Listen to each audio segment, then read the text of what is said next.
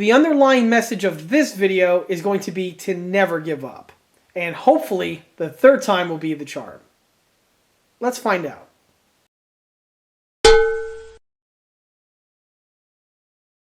Hey everyone, this is John from EastCoastArmory.com, and I want to welcome you all today to a brand new episode of Old Tank Repair. On this episode, the model that's going to be getting the restoration treatment will be this vintage Tamiya 1/35 scale M247 Sergeant York DIVAD.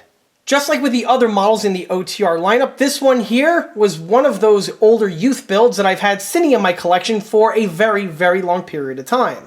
The model had some mistakes made to it when it was first built, as well as also just falling into a poor state of disrepair as the years went on. The model has been completely restored to the condition that we have here, as well as I also went ahead and made several additions and modifications to the base starter model to bring it up to the condition that we have here. In this video, I'm going to take you from start all the way to finish, showing basically every single step and tweak that went into the build to restore it to the condition that you see here. Because of this is going to be a really, really long video. Basically, up to the point now, this has been probably the longest video I've yet to make, and this one here is definitely going to be one you're going to want to pace yourself on.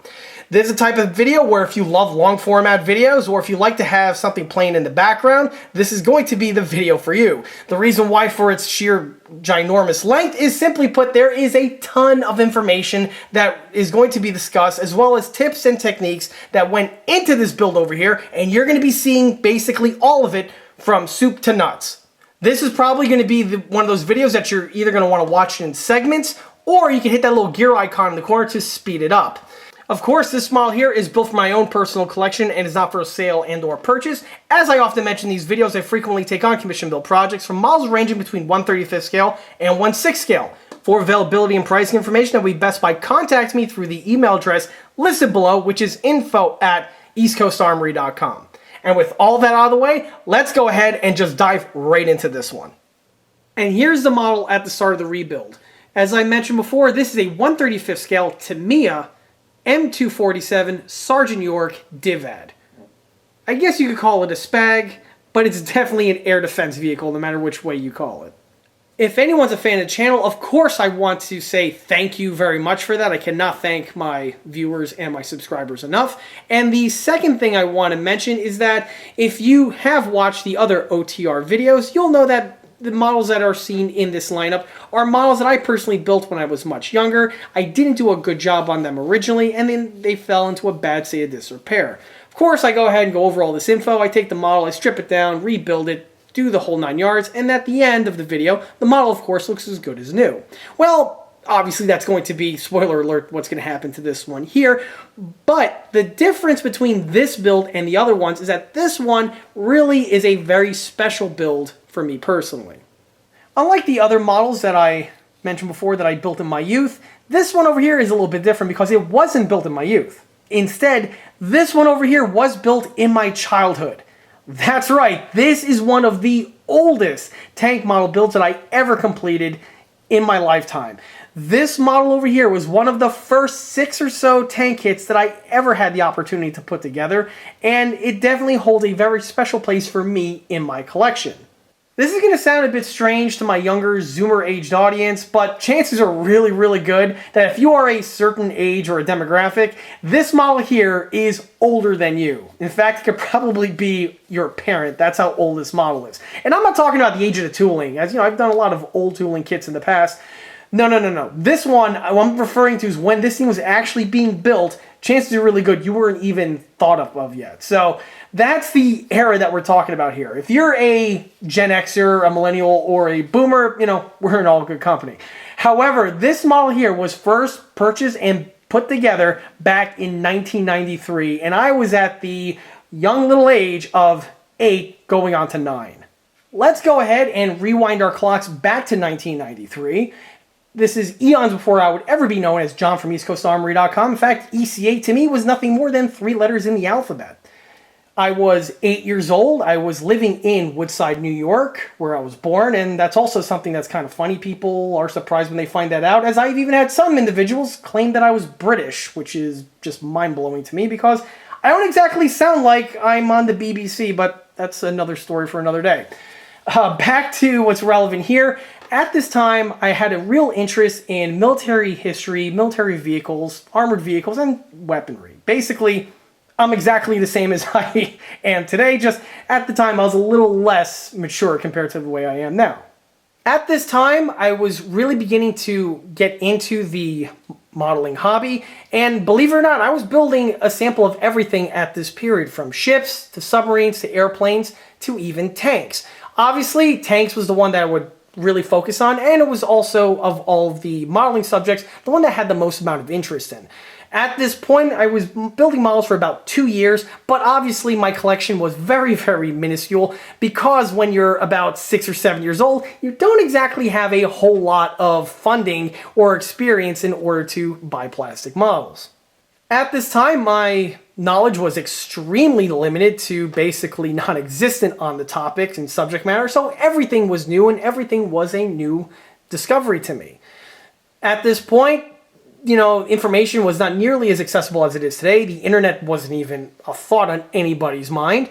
And the only type of vehicles I ever saw were basically what was on the news. This was only a couple years removed from the Gulf War, so things like the Bradley and the M1 Abrams were basically everywhere.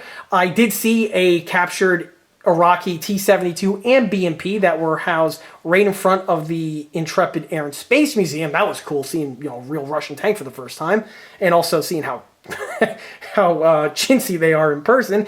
But another way that I was able to learn information was from video games. And when I'm saying video games, I'm using that term really, really loosely, because the type of games I had access to were nothing like the games that you kids have access to today. Seriously, if I would have seen a fraction of the games that you have right now, my mind would have been blown as a kid. So the only games that I had access to were basically the games that my dad were buying, which were nothing more than just boring strategy games. And my dad actually, no joke, stacked up quite a large number of games on all the consoles and the PC of the time. In fact, my dad's still an avid gamer. While filming this right now, I'll put money he's sitting in his computer room playing some kind of freemium online naval ship game.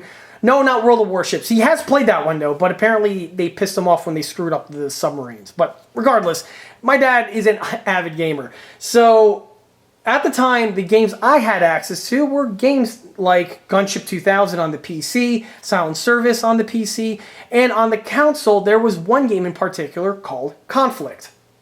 Conflict was an NES turn-based strategy game that took place in a hypothetical Third World War between the United States and the Soviet Union.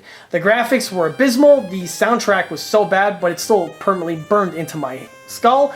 And one thing that was really neat though was with the way the battle scenes would take place.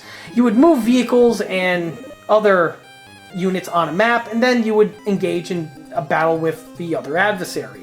And what was neat was you would battle kind of like, I guess, in those Final Fantasy games, the really, really old ones, where you had, like, you know, attack, and then the other person would have to do a countermeasure and, you know, go back and forth for a couple rounds. Anyway, one of the vehicles in that game was none other than the Sergeant York. And that's really the first time I ever encountered or even saw this vehicle. And honestly, I loved it. It was one of the more cooler looking vehicles in the game. I love the way the animation was done in the battle scenes. I mean, it's a Japanese made video game.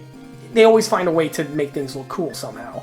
And the Sergeant York was a vehicle that really stood out to me, and I used to love playing it whenever I would just suck it up and play that boring video game. But anyway, the Sergeant York stayed in my mind, and one day I was thumbing through the Tamiya catalog, and sure enough, they had a picture of one in there. The Tamiya catalogs of the day had the Sergeant York. I saw it, and I'm like, oh wow, that's really cool. I want to get it. I like playing it in the video game.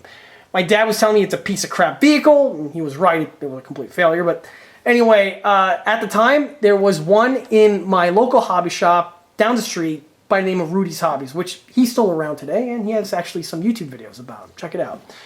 Rudy had the model in stock right there on the shelf, and as a kid, I was just glowing that I really wanted one.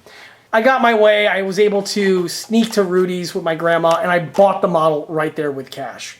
Went home, and I built it, and I loved it. I had a lot of fun with it. Back then, not only did I build my models, but I would actually play with them. You see, these were the toys that I had of the period because, honestly, the military toys at the time sucked. I hated G.I. Joe. I had the little 3 3/4 ones. I thought they were lame. I couldn't stand the Cobra nonsense. I know I pissed off a lot of people with that statement, but, you know, hard facts are hard facts. They sucked. And it's because of that why I got into plastic modeling to begin with. Regardless, I built the model. My dad actually painted it, not with the camo pattern that we see here. It was painted with a green summer version of the Merc scheme. And I played with this thing for hours on end for many, many months. I got my money's worth out of this model completely. Now, I'm not sure if this was the very first or if this was the second patent-based vehicle that I've ever built. It's between this and the Monogram 1/32 scale M48A2 patent vehicle that actually made a cameo in my other Monogram M48A2 video, and that's also one of the oldest tanks in my collection. But the Sergeant York here was definitely the first Tamiya pattern of M48 I ever built. And also it's from this model here that I saw between this and the Monogram one. Wow, these two have the same chassis, but yet this one here is a little bit different from the other one. You know, little did I realize it's because of the A2 and the A3 nature of both of these models. But regardless, you know, I was learning. I was you know, being observant. I was seeing things and putting my own conclusions together. So back to my enjoyment with this model over here. Like I mentioned before, I played with this thing for hours on end. And one thing that's really cool about the Sergeant York kit, specifically if you're a kid, it has a lot of playability to it. So, you know, the tracks roll when pushed. The turret has some really cool functions with these radars where they pivot, go up and down. And even this one can be retracted, which really I thought was super cool as a kid. And I really had a grand old time with it. Eventually, I played with this one a lot less when I would acquire more new models, and you know, this one would be placed on my shelf of limited but ever-growing plastic tank models. And, you know, I would just go on and build other things and play with them for a while until finally, you know, I just stopped playing with models, but I still kept on building them though. Regardless, this one here sat in my display shelf in New York until finally I moved out of New York to Pennsylvania, which is my current state of residence, and this thing actually survived the move. From there, it sat in my display little shelf for a multitude of years after that. And this leads us to the year 2000. At this time, I had the idea to rebuild and revisit many of my older builds. A lot of people think that the OTR thing that I'm doing now is something new, when that's not the case. I've been rebuilding models since I was like, you know, 11 years old. Because again, I ran out of kits to build at some point. I didn't have a whole lot of money, so turned my attention to some of my older builds that were broken and see if I could give them a little bit of a facelift. Well, at some point in the year 2000, I decided to do that with this model that we have here. The model was in pretty decent condition. It was missing some components just from me playing with it all those years. Of course, if you play with models, you'll learn very quickly. Parts tend to fall off very quickly, specifically when you use red tube model glue, but the model was in overall decent shape, but the paint job was a bit lacking. So I went ahead and wanted to repaint it. And I simply just washed off the dust on the surface. I didn't strip the paint off, and I painted over it. And I painted over it with a Merc camo scheme with the way you see it here. From there, I was happy with it for the period, and then just sat in my display cabinet ever since. And that leads us to today, where I'm dusting off my older models and giving them the proper rebuild and presentation that they honestly deserve. And that leads us to the year 2022, where it's time for this guy here to undergo the OTR treatment. And yes, I know that was a hell of a long intro, and you're probably watching it saying, "Get on with it." Yes, get on with it! But again, for this model over here, because of its sentimental value, you know, it's definitely more than justified. So now that you know exactly the background of this one, let's take a look at the condition that this thing is in order to see what is going to have to be repaired and possibly added to it. Another reason, aside from nostalgia, why I'm dusting off this old girl here to give it a proper rebuild is because of the news from TACCOM. TACCOM, within the last few weeks, went ahead and announced a brand new tooling Sergeant York kit in 135. And you bet your ass I went ahead and pre-ordered one of those because I love this vehicle, even though it is an abysmal failure, but it's a failure that I like nonetheless. So that is going to be the topic and subject matter of a future upcoming video. And in preparation for that model, not only am I dusting off my old nostalgia build over here, but I actually have two other Sergeant Yorks that were in the stash that I'm going to be dusting off and getting built at the same time. So you're going to be seeing quite a few of these bad boys running around on this channel. Because again, even though this kit does have many flaws with it, I do want to give this model the proper send-off that I think it needs, and it's definitely worthy to show some love. So first and foremost, this model here, just like with all of the older models from my youth, was built exclusively with Testor's red tube model glue, as this was the de facto way that you built models at that time. In fact, my dad still prefers Testor's red tube model glue, even though I tell him up and down not to. Old habits die hard, but regardless, this is actually going to be really handy for this rebuild here. As I often mention, the Testor's red tube falls apart after a number of years, and with this model here, almost being old enough to run for office, yeah, it's probably going to start falling apart like peanut brittle. So starting with the model suspension, as you can see, it looks like it's all pretty much there. These Tamiya M48 patent kits are really beginner and novice friendly, and obviously 8-9-year-old John was able to assemble these components very well. On the sprockets, they also look pretty good, but I gotta give my dad credit. He was the one that actually built the sprockets for me, because in order to protect the teeth, he would go ahead and properly remove them off the sprue and deburr them, because obviously something like this would easily be ruined or damaged by a novice builder. So thank you, Dad, for that. So looking further, I could see the little lift hooks that are on the bottom portion here of the lower hull, and as you can see, they definitely look like they were assembled by an 8-year-old, because they are basically all over the place. Little John did not use a tweezer, or I guess he didn't think a tweezer would have been necessary, because tweezers are for dorks, and my hands were so tiny at the time that I can easily hand fit it in place, or so I thought. Well, regardless, this is something that 30-something-year-old John's going to have to address. More likely, I'm going to have to amputate them fully. I'm not sure if they're going to be salvageable, but fortunately, I should have several of these type of parts on hand from the various patents that I've built in the past, namely from Dragon. But if worse comes to worse, obviously, I have the lifeboat being the other Sergeant York kits in the stash that are going to be built at the same time, and I can easily just make a mold and make direct duplicates if necessary. Of course, we'll see how that turns out. On this side over here, I can straight up see that one of those hooks is missing. I'm not sure if it fell off over time or if I just didn't install it or flung off the lost party when I was a kid and I said screw it and, you know, who cares anyway. But regardless, that's something that is going to have to be replaced. One thing I can see right here is that the shock absorber is very damaged. I have absolutely no idea how the hell that happened. It looks like a rotary tool of some sort carved into that, which is funny because we didn't even have a Dremel at that time, and I don't remember me messing with this area further. Oh wait, hang on. I can see what happened. This whole swing arm here was broken.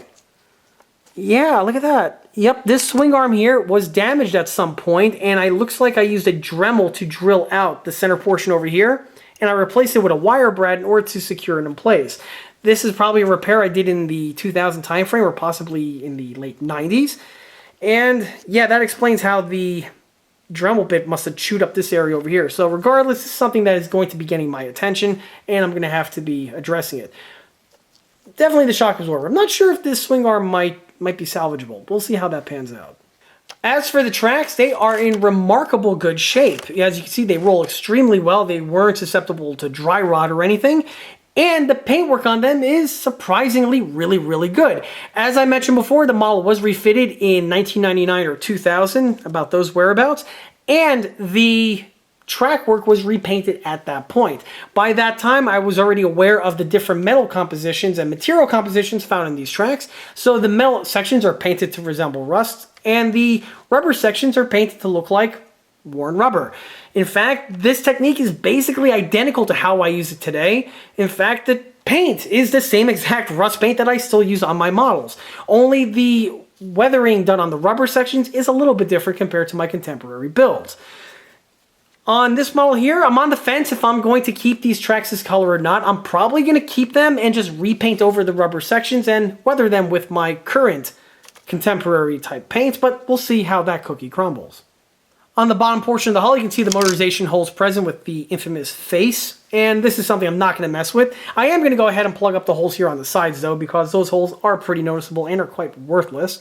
I think they're there just for molding, if I'm not mistaken, but On this area here, you get to see some more of the missing components, i.e. the toe point right over here that went off the Lost Partia a long time ago. So a replacement is going to be tracked down.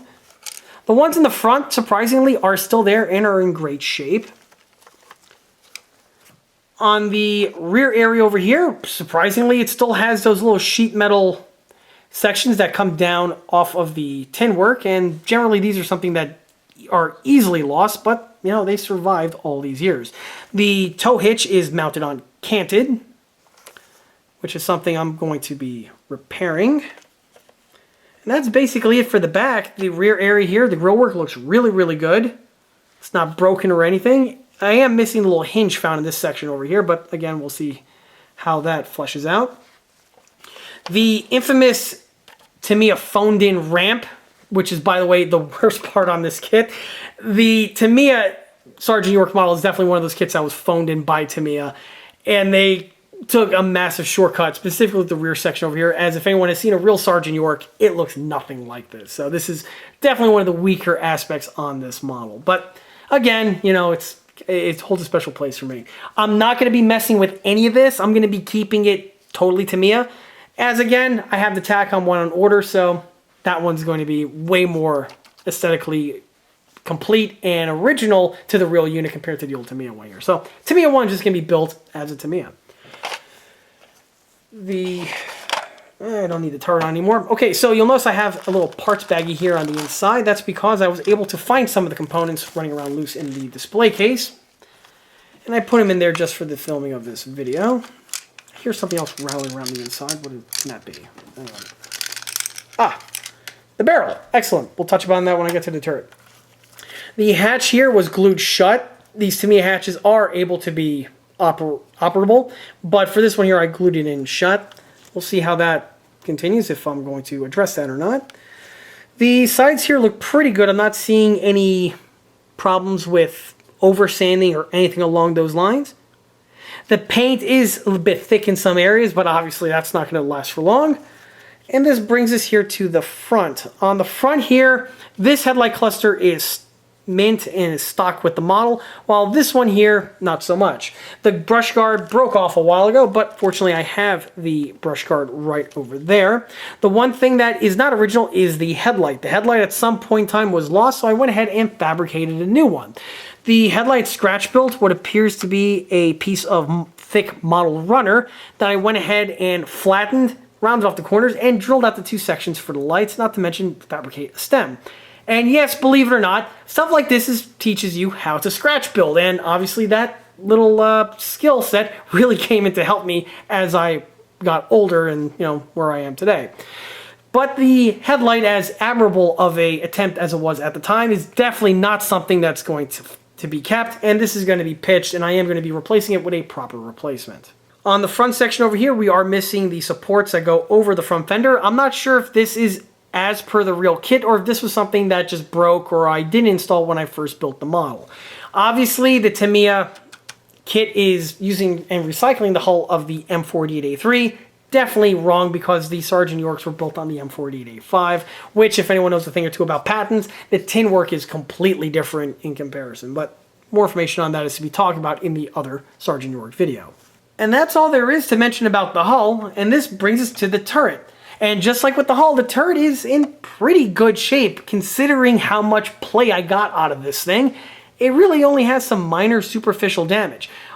Interestingly to point out, the second Beaufort barrel over here was something that I broke in the last week or so getting the model to the filming area, which is funny because it survived all of that, all this time, only for the thing to finally give up at this point. But I suppose it's better that it gives up now as opposed to when the model is fully rebuilt. On the barrels, you'll notice that these are not the original 40mm Beaufort cones. These here are two scratch-built ones that I made out of a brass tube, and I carved them on a lathe. No, I'm sorry, I wish I had a lathe. On a bench grinder at the time, because I didn't have a lathe and I needed somehow to replace the broken funnels that are found on the end. Funnels broke off eons ago, but again, fortunately, well, actually, no, fortunately nothing. I have one of the funnels right over here in the parts bag, so I'll probably just make a mold and copy of one and get the thing fully repaired. If I could remember, one of the pieces popped off, went off the Lost Partia, and so I went ahead and fabricated the new one from the material that I mentioned before. And since it looks absolutely nothing like the other one, I decided to do a controlled break so I could go ahead and fabricate another one as best I can, so at least the two are somewhat symmetrical. Novel idea at the time, but fortunately time has progressed to a point now where I can go ahead and actually make proper components. The barrel aside, the turret, again, it's all there. The smoke grenade launchers are present. They're intact. These little grab handles here are all intact. I can see this one here was broken at some point and was repaired. I am going to have to be very careful with that during the paint strip, and also I'm probably going to have to pop it off and remount it on because I'm not sure if it's placed in a straight manner. As you can see, it's definitely canted. So that's something I am going to have to address. Young John knew that this is actually an antenna base, and a wire was fitted in place. This wire here appears to be some of the dental wire that I had from my orthodontist when I was younger, so this is a 2000 upgrade. The wire is to scale. I didn't add one of my goofy springs to it, so oddly enough, I'm probably going to keep this. I'll probably, snip it shorter so it's in scale, but I may or may not keep that. We'll see how that progresses. Even the periscope guards are intact, and these appear to be the original ones. I don't think they are replacements, but we'll see what happens once the paint is removed. The radar is still fully functional. My dad built this for me because, of the complexity of it. And he did a decent job. It never was able to fully retract. I'm not sure if this is just a quirk with the kit or just the way this one went together, but again, I'll find out more about that when I build my other Sergeant Yorks, and maybe I can get this one to fit better. The F-16, the flawed F-16 radar does go up and down, as you can see, nice and freely. It's all intact, nothing is broken on it. And yeah, there's nothing else there. This model does have several handles that are integrally molded on, again, which is typical for Tamiya. So this is something I'm probably going to address. And on the front portion over here, remarkably, the little eyelets are still present. These are a separate molded piece that you have to glue on. Obviously, my dad must have done that because there's no way in hell 8-year-old John would have been able to glue those together. There is some glue chunks on the side here of where the two halves were glued together and wasn't refined any. And so this is something I'm going to have to polish down. On the inside over here, my dad did build the trunnion area. I was kind of disappointed about that. I wanted to build it, but, my dad being my dad, he wanted to do the job himself, so he went ahead and took care of it.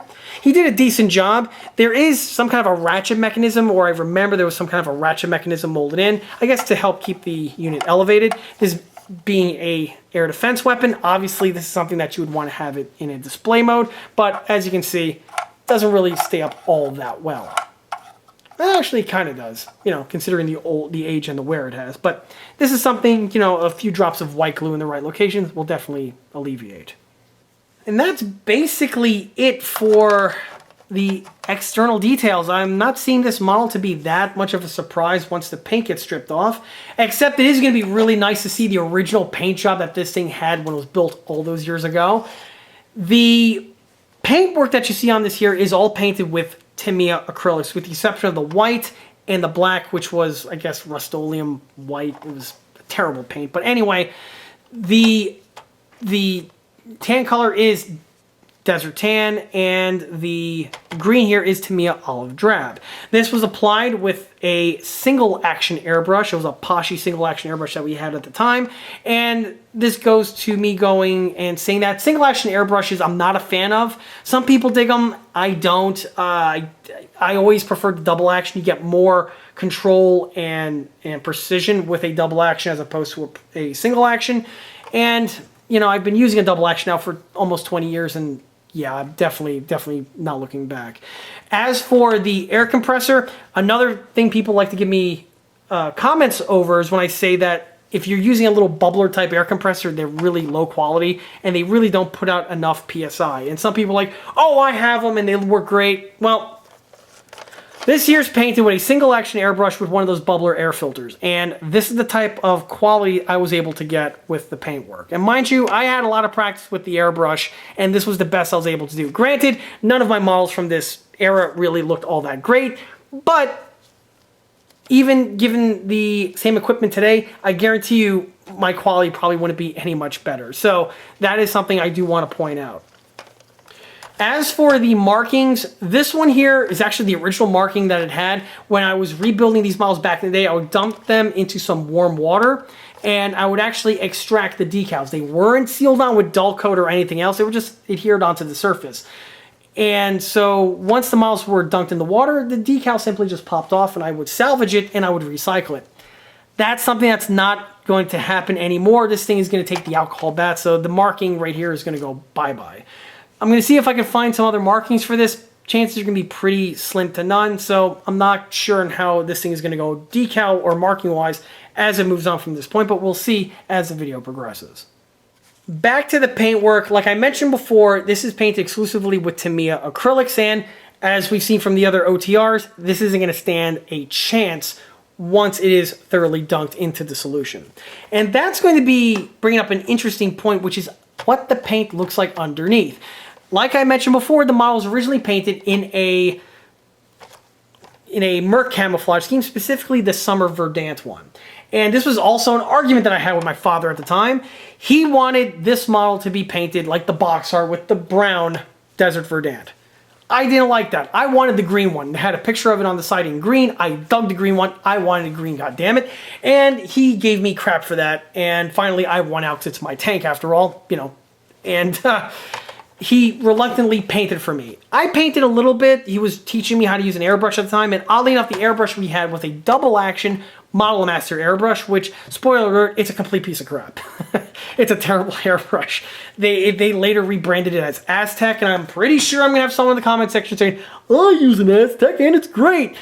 They're crap. And compared to a real airbrush like a Grex or a Paschi or a Badger, no, the Aztec, it's noob level airbrush. Don't, just save up the extra pennies and get a Paschi or a Badger or anything besides an Aztec. Regardless, he went ahead and painted it with a number of colors for the Summer Verdant. I'm not sure exactly what colors he used. They might be acrylics, they might be enamels. So it's been a very, very, very long time, and it's going to be really interesting to see if the original paint comes out. If it was painted with enamels, the denatured alcohol is not going to have any effect on it, which will be kind of cool in a way. I get to see what it looked like originally before I repaint it. But yeah, it's going to be interesting to see how that pans out. So let's go ahead and move on to the next leg, where this thing is ready to take the dunk. With the model back in the shop, I went ahead and taken it down to the following condition in order to prep it for the denatured alcohol dunk. With the suspension removed, I noticed that the model had a bit more damage compared to what I originally anticipated. However, it's nothing that's going to be too problematic, and it's definitely something I'm going to be able to easily address and take care of once the build actually commences. The first thing that I want to bring your attention to are the return rollers, and holy hell, those are janky as hell. Yeah, that's definitely the type of quality you would expect from someone who's about 7 or 8 years old. But, you know, needless to say, that's not surprising given the subject matter. The first return roller over here cracked off completely. It was just tacked on there with a little drop of super glue. More than likely, this was obviously a repair when the model was rebuilt in the year 2000. I didn't go ahead and repair this, oddly enough, even though I probably should have. But, you know, that's why I say third time is going to be a charm. For the return rollers on this side, they are in much better condition. And for the swing arms, they're not too bad. As you can see, some of them are a little janky here or there, but by and large, they're all, by the most part, in a straight line. For the one on the opposite side, better. Again, I don't really think there's a need to really mess with that, but we'll see how that turns out as the build commences. One thing I do notice that the front axles over here, it's just a plastic runner that I went ahead and fitted in place. You can see on the inside. I'm not sure if this was built like that originally or if I snapped the original axles that are supplied with the model and replaced it with what's clearly a piece of plastic sprue. It's a Tamiya sprue specifically. It's that dark, and it's from a German tank model. So yeah, you can tell from the color of the plastic. And I'm not sure when this was done, if this was originally done like that. I'm hazarding that this was done as part of the 2000s rebuild. More than likely, this is probably the runner from the Tamiya Yag Panther that I did an OTR video on. But that would be kind of funny if that was the case. The busted shock absorber just completely deteriorated into oblivion. Nothing of value was lost. That piece was pretty well mangled, so I'm going to go ahead and replace that anyway. So it just basically did me a favor. And that's really it in terms of anything that jumped out at me. Well, from here I'm going to go ahead and get the parts ready to go into the denatured alcohol bath. All of these parts are going to go into the denatured alcohol with the exception of the tracks. These tracks are painted with spray paints. And as we've seen from the other OTR builds, the tracks never have any paint dislodge off of them because denatured alcohol has zero effect whatsoever on spray paints and enamels as a whole. Also on top of that, I kind of like the way the tracks are painted. I am going to polish them up slightly, but again, more information on that is to come. So these I'm just going to go ahead and put in a little Ziploc bag for safekeeping.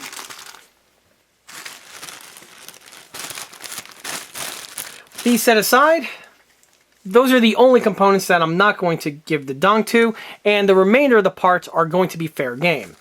For the row wheels as well as the sprockets, I'm going to see if I can fit them into my little diving bell over here, which is something that I went ahead and cobbled together just to ensure that the parts get thoroughly coated with the alcohol, but aren't possible to fall out and get lost or temporarily misplaced inside that bucket of pea soup, which always occurs after the stripping process is completed. Just going to drop these guys into here. See how many I could go ahead and squeeze in. That's a good number of them. Okay, that takes care of that. For the remainder of the components, I'm going to utilize my brand new little cleaning class ball mesh thing that I picked up off of Amazon.com. I was able to get the last of the components fit into this little basket over here, and interestingly enough, I had enough space in here to fit not only the last of the suspension parts and the other detail fittings, but I was also able to get the 40mm tube in here as well, which was something that was a complete surprise to me, as I didn't figure it would be able to fit, but obviously I was proven wrong. So with that out of the way, it's now time to go ahead and weigh the model down. As I often mention in these videos, these plastic models have a propensity to want to float, and if you're doing a paint strip down like this with a submerging type procedure, you want to have them thoroughly encased in the solution in order to have the best effect on the paint. In order to do this, you need to weigh the model down. Fortunately, here I have my little cup of random assorted metal bits that are just going to be used as mass to keep the model from floating around. Throw those in there. Oh yeah, that should be more than enough for the job at hand. Go ahead and put the turret on. There we go. I might as well put this thing in the retracted state. Oddly enough, it's going to be handy in that regard for this application. And from here, we are ready to take the next step.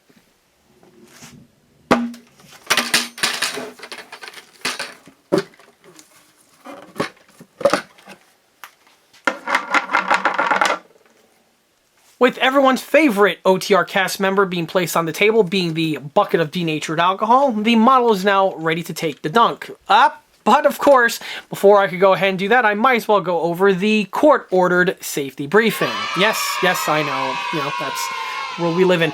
Regardless, this solution here is comprised of denatured alcohol, which is a pretty serious substance. This material, you don't want to get it on your hands, which is why I am wearing gloves.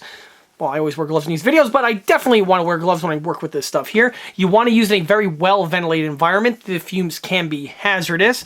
Absolutely in no way should you drink this stuff. Do not huff this stuff. Do not get this stuff in your eyes. Wear safety glasses. Do everything that you need to do to take the proper safety precautions. Don't be a horse's ass, and this stuff here should work perfectly for your builds. And last and finally, absolutely by any which way, do not even attempt to light up a cigarette anywhere near this stuff. It will literally explode.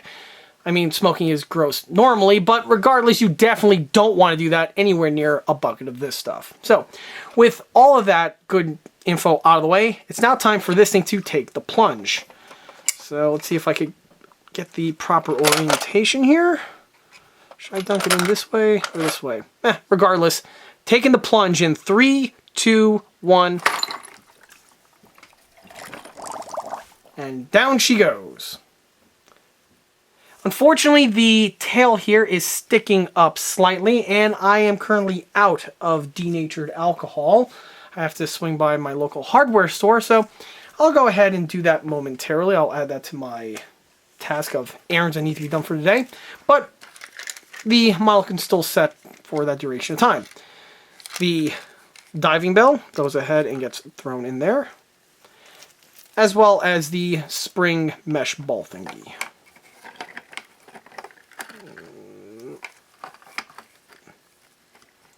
That should work. Okay, for the time being, I am going to go ahead and cap this thing off, just so that I don't accidentally kick it or knock it over. That would be a catastrophe that I want to avoid. Alright, so now it's time for the waiting game.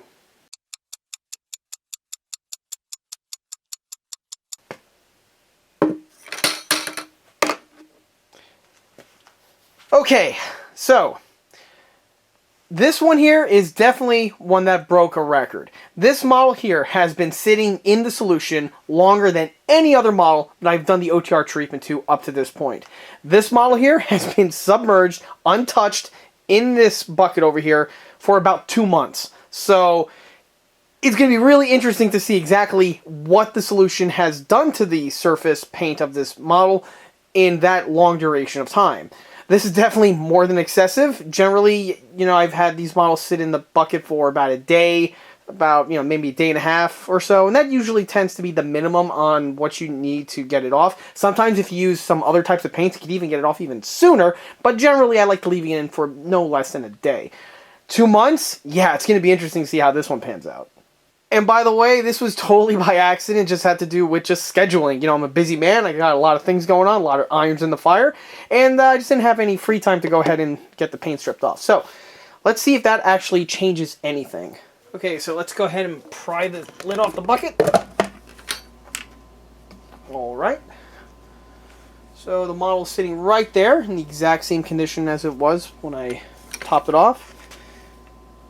Let me bring the camera in closer to see if, you know, there's some visible chipping or other types of things happening with the paint on the surface. Okay, so with the camera brought in closer, hopefully this comes up on camera, but it doesn't really look like there's that much carnage going on the surface of the paint. I do see quite a bit of bubbling happening right in this weird looking duct system that I touched upon earlier. That's really where the bulk of the paint decay is really occurring. Obviously, I'm pretty sure that once the bristle of the paintbrush here makes contact with the surface, it's just going to power through anything that's on there that's not acrylic. So it's going to be interesting to see how that pans out. But to do that, first thing I'm going to do, I'm going to put on my respirator, going to readjust the camera angle, and then I can commence with the paint stripping procedure.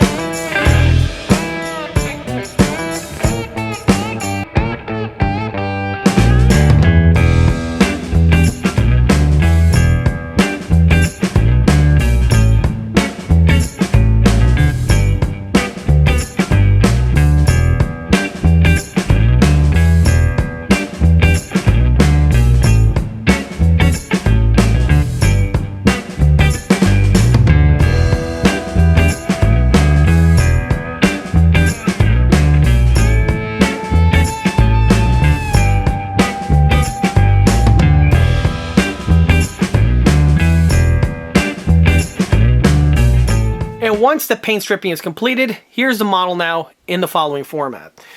At this point, obviously, all of the residual alcohol has been thoroughly dried up and evaporated away, leaving for the condition of the model that you see currently. At this point here, the model has been disassembled to basically its starting point, and from here I can actually commence with the rebuild procedure.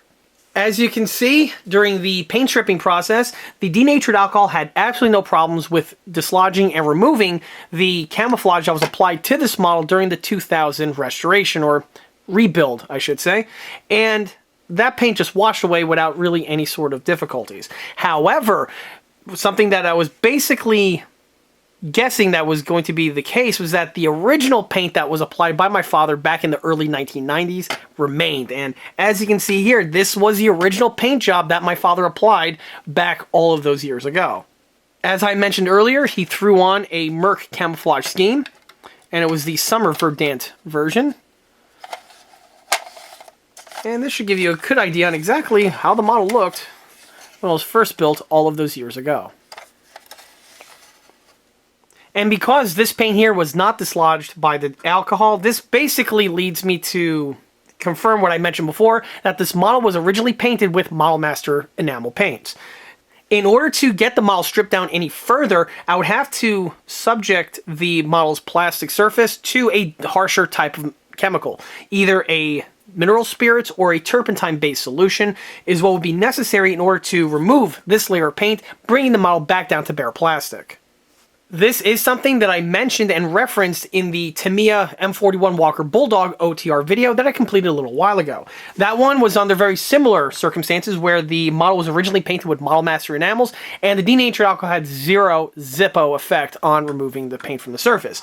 And that one I was kind of forced to use the harsher chemicals.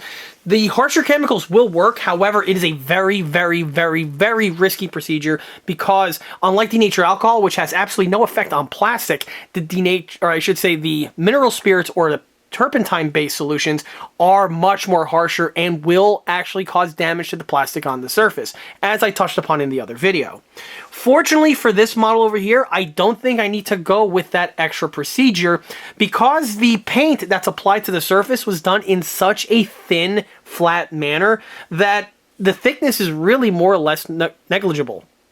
This is in vast contrast compared to the M41 OTR, where the surface was just a mess and it had to go through the procedure that it went through in order to strip off the paint. For this one here, this paint finish is very similar, oddly enough, to another patent-based repair video that I did, which was way before I even started the whole OTR project, and that was a commission build for a Tamiya M60A3 that was backdated to a M60A1. That video is found on the channel, and if anyone watches that video, you will see it went through a very similar type of procedure as this, where I went ahead and cleaned off the surface. However, I left more or less the original paint finish on the model because it was applied in such a thin manner that it wasn't going to cause any other problems with the next layers of paint that was going to be added to the surface. And that's basically what we have here, which is actually something that's really good. If anything, the paint that's on the model now is more or less going to act as a primer, and it's going to require less primer coats in order to get the model prepped and ready for its final camouflage work. But of course, more information on that is going to come towards the latter half of the video, so stay tuned for that. As for the model's condition, as you can see, it is pretty much a wreck at this time, and this is quite customarily seen on these OTRs, and the model did receive several bits of damage during the paint stripping process, which again is something that's quite customary. These paint stripping type procedures, no matter what type of solution that you use, are a very abrasive procedure, and you will, not if, you will get damage on the model. It's inevitable. And on this one here, you know, the damage is quite customary. If anyone's seen the other OTRs, you'll know exactly what I'm talking about. So, for instance, we have on the suspension here, I already talked about the wallop of a job I did originally building the model with the rollers, how they're just janked all over the place. But you can see that several of the shock absorbers did not hold up at all. Some of them were broken years ago, like this one over here. I fabricated out of some lengths of brass rod and tubing. So that's, was going to be pitched regardless, but you can see that several other details just didn't make it. Like over here, the tensioner, that's missing. So this is something here that's going to have to be reconstructed. Several of the other shock absorbers are also missing at this time. And the last swing arm over here cracked off during the stripping process. I have the swing arm in the solution with maybe a few other ancillary bits that are going to have to be fished out. I'm not sure if I'm going to keep this or not. I'm still on the fence. This is something like what we saw on the Joseph Stalin 3 rebuild, where I just basically amputated all of the suspension pieces and cast new ones out of resin. This one may or may not be getting a similar treatment. Hard to say, because unlike the other one, which was static, this one is going to be motorized, and it's going to be interesting to see if the resin would be a viable option for this type of medium. If it was somewhere in the center section, it's not that big of an issue, but over here at the tail end, where it's going to be under more tension compared to these wheels over here, I'm a little hesitant on seeing if the resin will work, but, you know, hey, we're going to find out together, aren't we?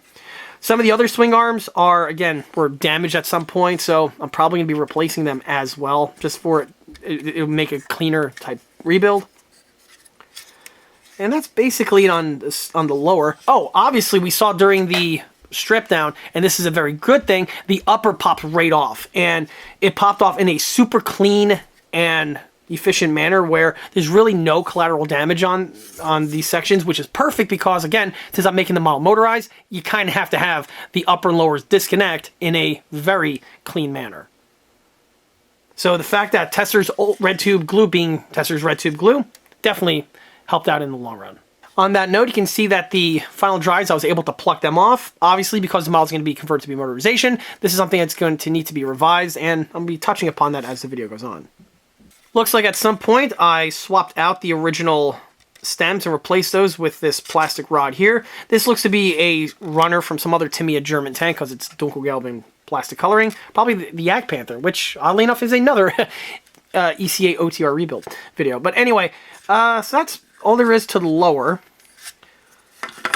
On the upper hull here, as one would imagine, all of the brush guards and the headlights did not survive. I have the brush guards right here. They're mostly intact. We'll see how they clean up. The headlights, one of them was obviously missing from the get-go, so that one being replaced is not going to be an issue. Also missing at this time is the side fender mount here that the exhaust connects to. I'm not sure if this was missing from the strip or if it was actually missing from, you know, the model originally. I'm gonna have to check back in some of the older footage that I have of this build before I started to see if this piece is there or not. If it's there, I could probably potentially fish it out of the bucket. If not, I'll just make a resin replacement from the other Tamiya kit that I have that's being built at the same time. On the back portion here, that little box, I do have it's in the bucket. I got to fish that out. I am missing the little lift hooks that are found on either side here. I guess, you know, young John just omitted them entirely and said screw it, didn't even glue them on. So the holes are still there where they get fitted in place. It's just the pieces need to be recast. The scoop I was able to remove. That was barely dangling on. Apparently this was something that was repaired when the model was rebuilt in the year 2000, because originally this was glued on with Tesser's red tube, but there was some other remnants that were glued on with super glue, and I didn't use super glue back then, neither did my father, so this was definitely something that was done in the year 2000. When I found out that the piece was sticking on, I realized it was super glue, I quickly went ahead and removed it further by dropping some of this on it. I've mentioned this in a few other of the videos. This stuff is fantastic. It does not melt polystyrene, and I've mentioned it in a few videos for the same reason. If you are using super glue on your builds and you accidentally glue a piece on or you need to clean something up, super solvent is the way to go. I have a link to this stuff listed below. It's found on Amazon.com. I can't recommend it enough. It is awesome. In fact, I've used it so much you can see that I am basically running out of skeleton crew right now, so I'm gonna have to reorder one of these for myself. Regardless, a few drops of the super solvent in here. After a minute or so, the CA got dislodged and the piece just popped right off. There's quite a bit of remnants left over here, so this is something I'm gonna have to clean up prior to the piece getting remounted in place. As for the turret, well, this held up pretty well. The only part that broke off or, you know, dislodged during the strip was the 40mm barrel, but again, I have both of them on the table right here. I'll touch upon them in a minute. Other than that, the turret held up pretty well. The only thing that popped off noteworthy was that handle that's right over here. Again, I have it right there on the table, so the reinstallation should not be too difficult. It appears I am missing one of those little guards over here. I'm not sure if I was missing this the whole time or if this is something that popped off during the strip. I'll have to double check with the condition of the model originally to see if that's the case. It's kind of funny. It looks like the model has a wash on it with the way the paint stripped off, and I don't know, I'm kind of digging it. Obviously, I'm going to be repainting it, but yeah, maybe that's something I could incorporate as a weathering technique as time goes on. We'll see. The remainder of the turret, yeah, everything's still there. The little box radar still spins, which I remember I used to love playing with this as a kid. This one here still goes up and down. The little wire antenna was just yanked right out. That wasn't really important. And yeah, it's nothing really much going on over here. The little eyelet did get a little bit of damage, as you can see. It's a little loose. Yeah. So that's something I'm going to have to add a little drop of super glue and just to prop that up in the right position. This is something that will easily break off, so as soon as I'm done filming this, I'm going to get on that ASAP. Because yeah, if that thing pops off, I'm going to have to, you know, remake it, and I have to remove this one too and do the same thing. So just for continuity reasons. Yeah, that's it. The turret's pretty sound, actually. So from the hull sections, now we have the remainder of the running gear. Running gear, all stripped off pretty well. There are some sections of rubber tire that have some thick pieces of paint still remaining on the surface. These I'll probably end up just removing with the lathe. I'll probably just put the wheel in the lathe, hit it with some sandpaper, and I'll polish it down further. But perhaps this is something I'll show as the video continues. As for the wheels themselves, they all look like they're in good shape, except for one of them, where it looks like it wasn't really glued on that well. Is this the one here? This one's okay. Yeah, when I was looking at the wheels during the strip, one of them was just glued on completely canted, and this is something that's going to have to be remedied during the build and corrected because it definitely will hurt the look of the model. This might be the one? No. And as always, it's always the last one. That's the one that is going to be the relevant one here. So here you can see the wheel. This one here was obviously glued together, but it was not glued together very well. Hopefully this comes out on camera. But you can see that the wheel is mounted really cockeyed. So if one wheel is straight, the other one's going to be like this. And this is something that definitely needs to be revised badly. It's going to be interesting to see how this is done. The wheel may possibly not be salvageable, and I'll have to cast a replacement resin one in order to complete this. But I'm going to give it a shot. You know, might as well.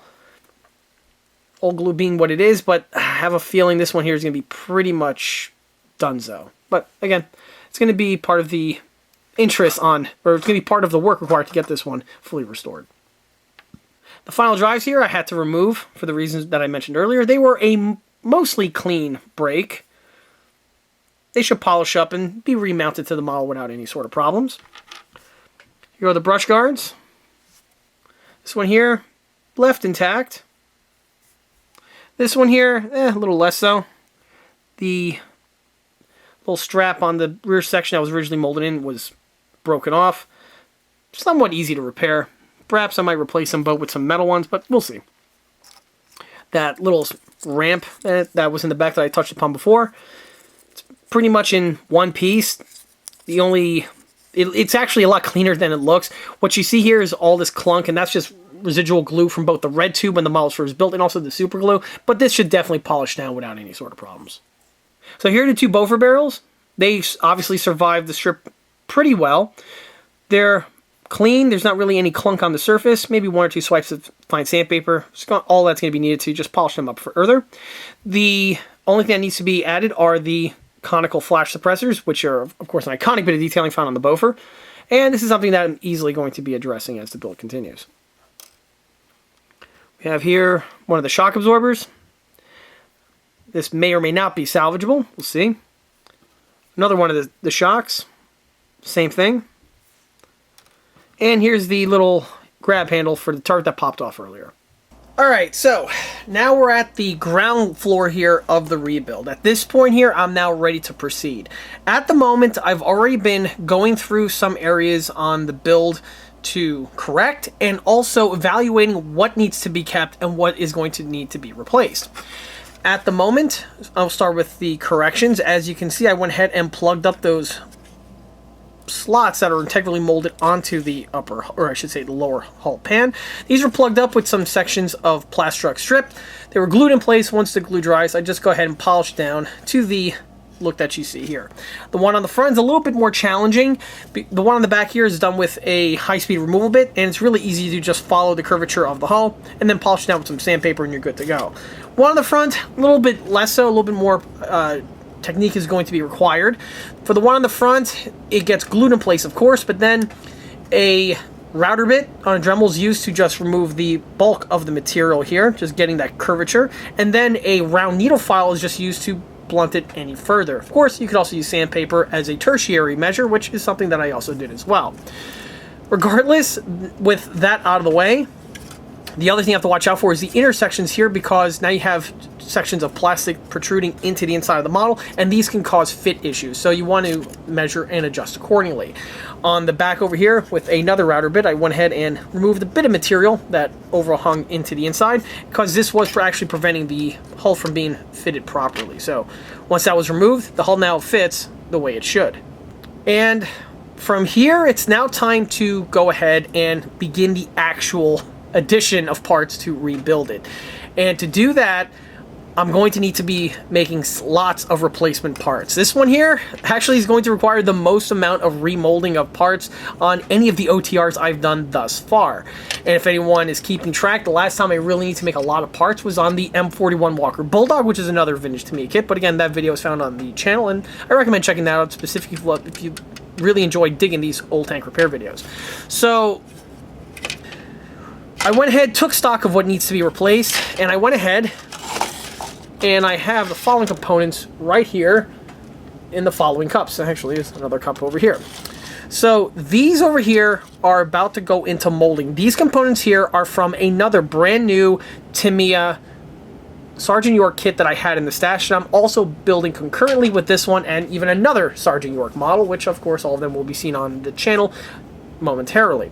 So because they are the same exact kit, obviously the parts are going to be interchangeable, and I'm not going to be scavenging parts. I'm just going to be using them as a donor to make molds so I can cast replacements for this fella that we have here. So let's go ahead and take a look exactly what I'm going to be making molds of. So starting with the smaller cup, you can see I have a wheel over here. This is not going to be for the Sergeant York. This is actually for another project that I am working on, and this information will be discussed in the other video. But you can see that on the bottom portion there, I actually went ahead and took the original Tamiya funnels for the 40mm Boffer, took the runner, and that is something I am going to make a copy of because, again, like I mentioned before, the funnels were a bit messed up on this build, so I'm just going to go ahead and replace them outright with 2 fresh replacements. I have space in the mold over here. I might as well use them for something. The next cup is this one that we have right here, and this contains a bunch more pieces specifically, exclusively for this Sergeant York build, which consists of the hull lift hooks that we have right there on that sprue, the AFE headlights, as well as the shock absorbers, and the return roller mounts. The return rollers did receive quite a bit of a beating on this one, and the mounts, basically all but this one here, were destroyed, so replacements are going to be required. It's going to be interesting to see how these hold up because, again, this model is going to be motorized, and cast resin axles is not really the best thing for this, but it's going to be interesting to see how that pans out. I may cast a bit of wire on the inside there as a column to give a little bit more rigidity, but again, we'll see how things pan out as the video goes on. Regardless, I am still going to need the hubcap, so if worse comes to worse, I could modify in that type of a manner. The shock absorbers, like I mentioned before, were a complete mess on this one, and a lot of them just didn't hold up and weren't even glued on properly originally, so it's best just to start with a clean slate, and I just went ahead and took the original parts to make a mold of, that you could see right there. The next cup here is going to consist of some more suspension components. So starting with the swing arms, we have one whole swing arm unit right there on the bottom. That is going to replace the one that's destroyed right here on the tail, and it's also to replace this broken one that we have right here. This one's a bit of a mess, and I think it's going to be best just to replace it outright. Just like with the other one up here, I'm not really sure how well the cast resin is going to act as an actual axle for the wheels rotating, but again, we'll see how that works as the build commences. Keep in mind, this model is just going to be simple motorized. It's not RC. It's definitely not something that I'm going to be taking outdoors. It's just something I could run around the shop or the office from time to time, you know, having a little fun with it and then putting away back in the display case. So for this type of a limited use application, the resin should be okay by and large, but, you know, again, we'll see how that pans out. The main swing arm right there that we have on the top portion of the mold, that is going to replace this one here. The one that was originally mounted on was a complete mess. The swing arm itself is in excellent shape, so I'm probably going to keep this as well as the shock absorber. That looks like it's also in really decent shape. It was just the front section and then linkage, which was a complete mess. So what's more likely going to happen, I'm going to cast it. I'm just going to see if I can salvage the front portion over there and just use that on the piece. And once it's all assembled, should blend in pretty effortlessly. Unlike the swing arms, that piece doesn't really hold any support or anything. It's just a jacket for the center axle, which is going to be metal that's found in this area over here. So it should actually work out pretty well. The next thing to show are the components right here for the return rollers. A few of them just did not hold up at all, and these are just going to be replaced outright. And cast resin I actually have used on motorized tank wheels before, and they actually hold up quite well. There's not really a whole lot of wear on those. The other thing is, again, some lift point hooks right over there. Those are for the ones, I believe, on the rear section. As you can see, they are just completely missing on this model, so they're going to be just a drop-in installation, and they should just fit on without any problems. The next cup takes us to some more suspension components. Surprise, surprise. And actually, no, we even have some upper hull components. So the biggest suspension part in here are a complete copy of the Tamiya row wheel. The reason why I have to do this was when I was evaluating the row wheels, one of the row wheels that I have right here, it's, spoiler alert, it's broken because of reasons. Okay, so when I was looking at the row wheels, this one here was not glued on in an appropriate manner, and as you can see, the piece is completely off-center, where one part is glued on like that, and it just doesn't hold up well at all. So I went to see if I could go ahead and budge the glues loose and repair it, and I was able to break the component apart. However, as you can see, it's a significant amount of damage, and honestly, the amount of work it's going to require to fix this, juice isn't really worth the squeeze, so it's easier for me just to cast a fresh one and just replace it. Just like with the return roller, I actually have another motorized M48 A3 patent, oddly enough a Tamiya one, in my collection that I did a rebuild on years and years ago, where I actually had to do a modification similar to this, only with the other wheel, and that one holds up extremely well. I never had any problems with the wheels being rested on that one in any way, so this one here should work in the same manner. If anyone is wondering, I do have a mold of that outer portion of the wheel. Unfortunately, I literally can't find it. I don't know where the hell it went. Looked at all my bins, so screw it, I'll just cast or make a fresh mold of one. It's not really a problem. Some of the other parts that we have here are the tow hooks for the front and rear portion. Obviously, these ones here, outside of this one here, were in pretty rough shape. This one here is just straight up missing. This one here is busted, and the one here on this side is just lost to the sands of time. So I'll just cast some fresh ones and replace accordingly. We also have the two hooks right there that go on the rear portion of the hull. Right there and there. Obviously, the original ones are also lost to the sands of time.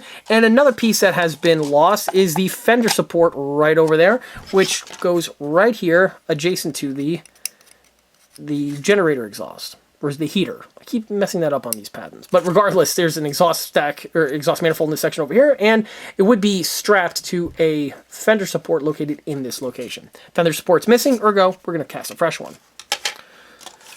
The next one is, I believe I already talked about this one. Yeah, I already did. Okay, so that's basically it. So from here, I'm going to go ahead and go into the mold making procedure. For the mold material, I'm going to be using just RTV silicone. It's the same stuff that I've used for many, many years on not just replacement parts, but also for just my resin detail components that I used to produce for a long period of time. Admittedly, I am moving away from this stuff because 3D print is just so much more advantageous compared to the old school, but I still need to make molds from time to time for certain applications. This is one of them. So let's go ahead and cut across to when the molds have been poured, and I'm actually going to start freeing these new components. 2 hours later. And here are the cups that I touched upon before, but now the mold rubber has been applied and the molds are set at this point. From here, I can go ahead, free the molds, and extract the components, which will then allow me to cast the freshly molded components in cast resin. One thing that I do want to mention is that if anyone has ever worked with cast resin components before, you'll instantly be able to tell what is a good quality casting and good quality mold as opposed to one that's really more or less amateur, and that involves the texture on the components. One negative stigma that cast resin bits have had for a number of years is pin marks, and this is true primarily on just amateur garage type castings where people they try to make a resin copy or a resin mold and they go ahead and pour the solution, but the unit is plagued with pinholes of air bubbles.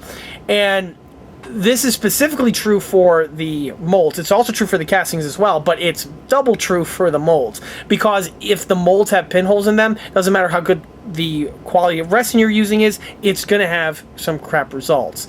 Basically, the resin casting is as good as the mold. If the mold sucks, so is your casting.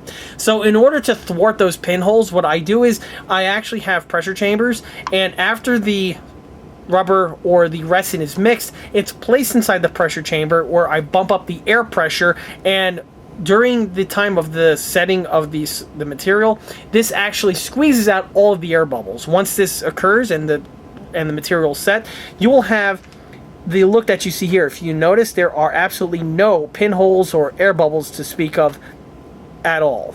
This is an excellent mold and will yield for some excellent results once I properly free and extract all the components. Also, I'm pretty sure I'm going to be hearing in the comment section people asking about slosh molds, or I might even have a few individuals say, I do resin castings and I've been doing it for years and I don't use one of those. Yes, that is a term, slosh molds. There's another term for that, and it's called shit. Those molds are shit. Trust me, I've been doing rubber now, or mold making now for about 20-something years, and yeah, there's a reason why resin castings and resin parts have had a negative stigma for as long as they have, is because of slosh molds. You are going to have air bubbles in them. The part's just not going to come out all that good. It's just the way it is. If you are serious about casting anything in resin or making molds of one flavor or another, I cannot recommend a pressure chamber enough. There are some tutorials out there on how to buy a pressure chamber and how to make a pressure chamber, and I recommend checking those out if you're serious about doing this. There are several other products out there from some of these companies that make the polymers where they have a self-leveling type rubber.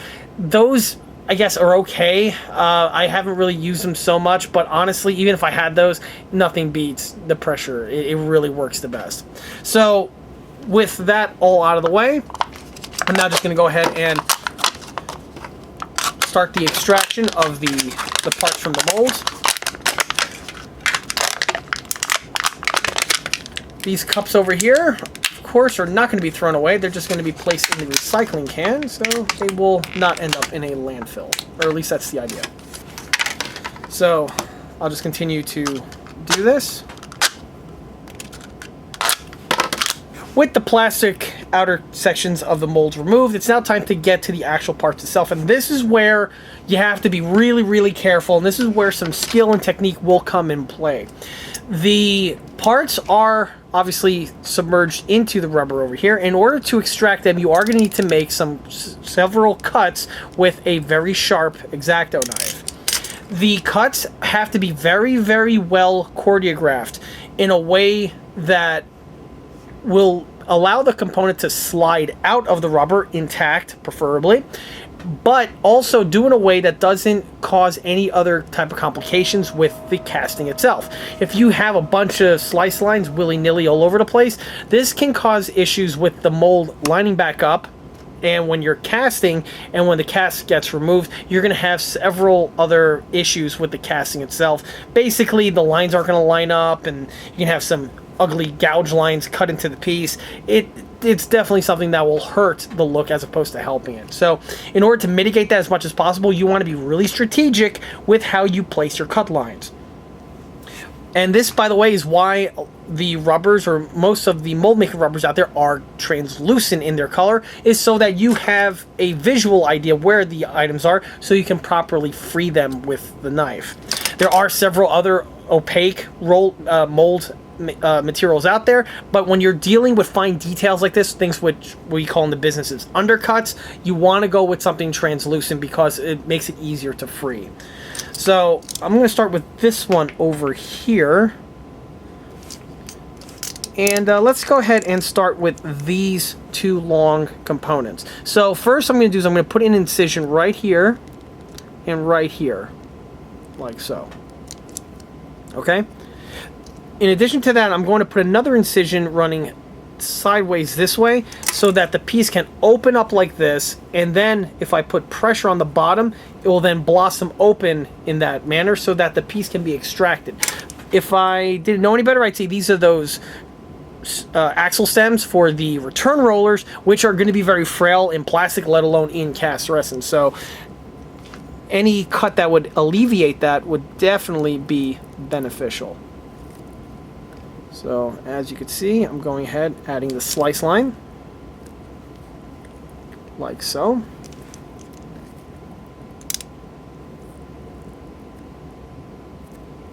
Now I could see the plastic part right there. I want to be very careful with the knife. Obviously I don't want to gouge the actual master. That would be a bad idea.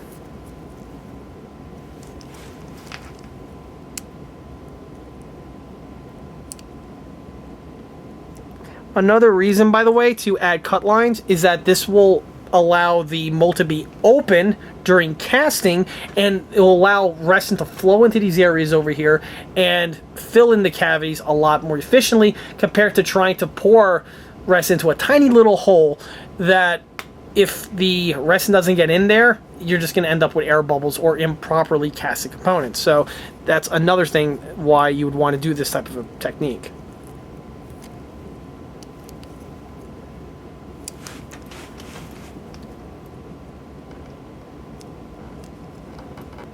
And here's the first component that has been extracted. The extraction went by perfectly. One other thing I want to mention is that when it comes time for even laying the parts out in the cup, this is something that I do factor in because, again, you want to be aware of how the cut lines are going to be orientated. So you want to have everything lined up in a certain way so many of the cut lines intersect one another, so that when you're casting, for instance, you just hold the mold in one or two configurations and everything opens up, which will allow the rest to be poured in a more efficient way and will allow for all the components to be properly casted in one go. As for how to do this, this is where skill, experience, and technique all come to play. And after a little bit, you should be able to figure out exactly how to pull off something like this without any sort of extra complications. One thing I do want to briefly mention is this little section over here, which contain the lift hooks for the bottom portion of the hull. This is something that's interesting to point out because of its shape. Obviously, with the way these are designed, you do have that little center portion there, and rubber is going to flow in there, and you need to carefully cut it away. This is where something with a nice long blade will come in handy, because when you're adding your cut line, and by the way, to do this, I am going to have to balance it out here on my knee. You want to carefully run along the side of the components, like so. And that will cleanly remove the bit of rubber that's in the section, allow the part to come right out, and most importantly, when you go to cast, the resin will just flow right into those sections over here, and they're not going to get hung up during time of extraction. And after a little bit of time, you can see what all the components that have been extracted look like. Note, all of the components are intact, so that's fantastic. No other damage has been occurred. And by the way, that's a good sign showing that you did the cut lines properly, because if you're able to get the masters out intact, chances are really good the resin castings are going to follow suit. The cut lines have all been meticulously cut, and when you're doing this type of procedure, you want to take your time. This is the type of thing where you want to pump your brakes, you want to execute accordingly and deliberately, because the more time you spend doing your cut lines, the less time you're going to be spending doing cleanup or possibly even having to make another mold. So that is something definitely to consider. Okay, so after a decent amount of time of carefully cutting, all of the parts have been removed. I threw them in this little cup here of denatured alcohol just to get some of that release agent off, which will make painting and assembly a little bit easier. But here we have the molds now all ready to go. So from here, the next step is to cast everything. So at this point, I'm ready to start with the reassembly of the suspension. The swing arms that were problematic were removed, and now I need to prep the area for the new replacement swing arms to get added in the following locations. I already made the molds and the castings of the replacements, so the only thing I have to do now is drill out the center portions to allow the new resin ones to be dropped in place. The holes are going to be drilled in the same procedure that I've done on the Joseph Stalin 3 OTR video, which, by the way, if anyone watched that video, thank you for that. And it's going to be done in the exact same manner with the exact same tooling for the exact same reasons. Just like with that video, you want to make sure that the drill bit is nice and square. Otherwise, if the piece is canted, it's going to cause some problems with the part getting installed. You can align it by using a square block like I am over here to make sure that the piece is lined up. That's one technique. Another technique is to just hunch down and make sure that the piece is as straight as possible. But, you know, there are several techniques in order to achieve the same result. The other thing I want to mention is that this is the type of procedure where it is best done with a drill press. The reason is because the drill press gives you the most amount of precision and accuracy when it comes time to drilling these out, as opposed to doing it by hand. Can you do it by hand? Yeah, sure, but it's not nearly going to be as good as if you use a drill press. The other thing is, when you're drilling these out, you want to be absolutely dead center on the axle here so that just the right amount of material is removed. So with all that out of the way, let me go ahead, line this guy up, and start with the drilling.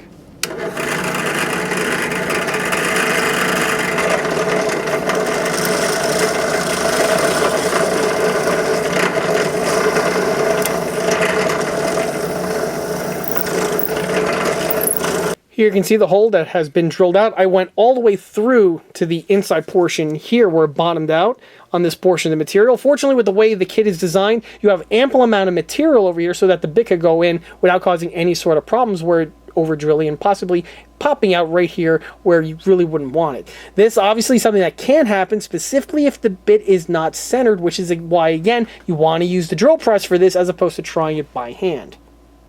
As for the technique itself, it made short work of removing the original glued-in stem that was there presently. So, I'm going to go ahead and do the same thing now to the next swing arm that's found here on the rear portion.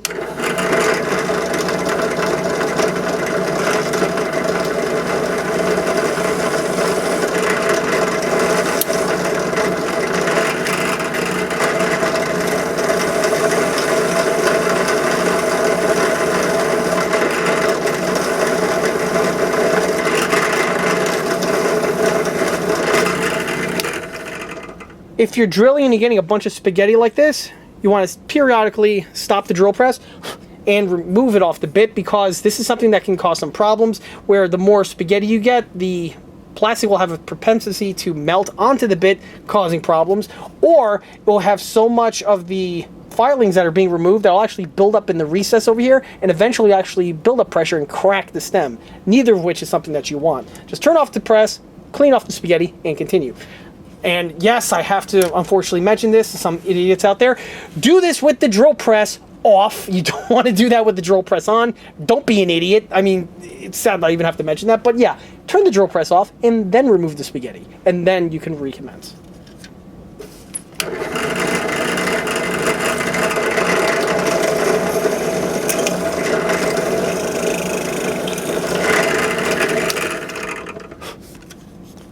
And there you go. Drilled through and through. The next thing I'm going to do is I'm actually going to clean up the top portions here of the stems. As you can see, there's some shards of glue and other sorts of plastic that are left on these areas. So these need to be cleaned off, which will then allow the new replacement swing arms to be mounted in a much more problem-free manner. And while I'm at it, I'm going to go ahead and swap out bits for what I think is a 1/16 of an inch drill bit.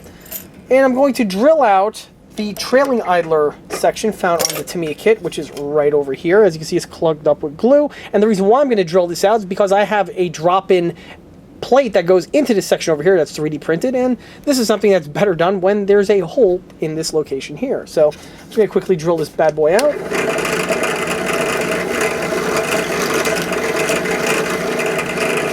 Doesn't have to be nearly as clean as the other one to get the same job done across. Go on the opposite side, one on the opposite side appears to be okay. So I could just clean that off with an X-Acto knife, and then that'll allow me to drop the new cover caps where they need to go. Of course, with the bit in place right now, I almost forgot to drill out the axle shafts here for the return rollers. Obviously, they are all damaged. They all need to be replaced, and to do that, the drill press needs to be used again.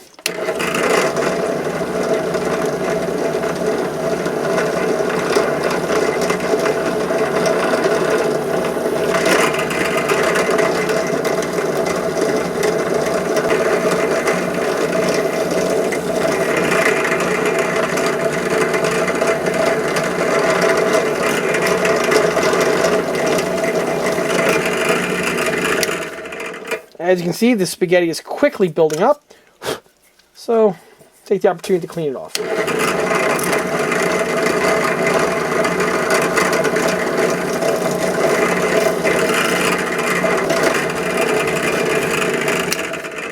The bit is really finding the natural center of the hole pretty easily, even on that broken one here, or I should say this one here was broken several times in the past, so it had lots of extra layers of glue built up on this area over here, and the bit had no problems. It just was able to find the indexing point and drill directly through.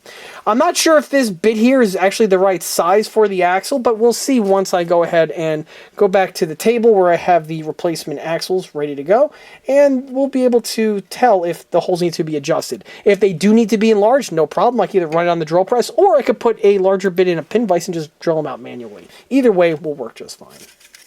But the most important hole is the pilot hole.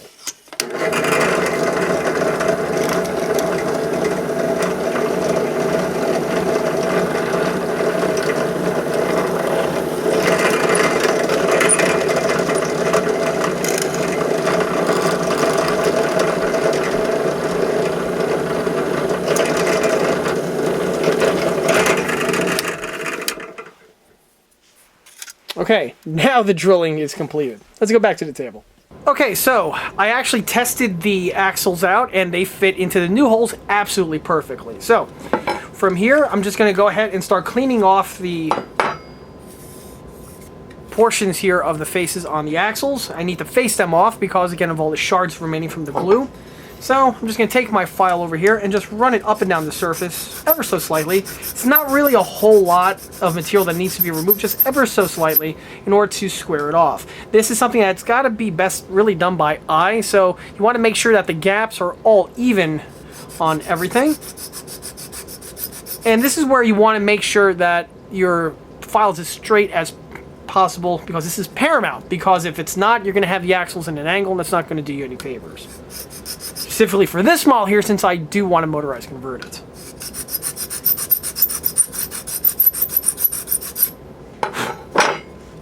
And I think that did the job quite well. Yep, that's good to go. Alright, so I'm going to do the other one to the opposite side. This one's going to be a little bit trickier because I'm going to be restricted with the movements, as this wheel here survived everything. So, because I have a Rambo over here, I'm just going to go ahead and work on the following remaining ones.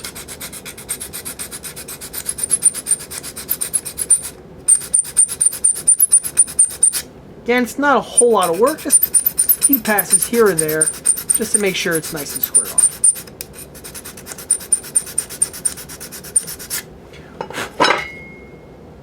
That looks straight to my eye, hopefully to yours too.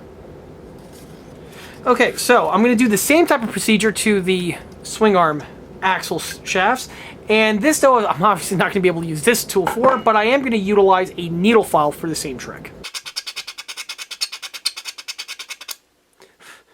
This is going to be a somewhat arduous process, but it's one that has to be done really by hand. You can technically use the high-speed removal bit on the Dremel to polish it down, but that is a bit too risky in my opinion, because it may take off a little bit too much material and do it unevenly, which again, not doing you any favors. So this is one of those slow and steady will win the race. And it does get the job done fairly well.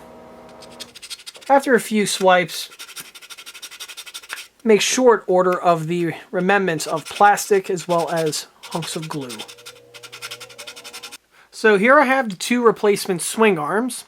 You'll notice that they do not have the bump stop that's integrally molded into them as they were originally found on the kit.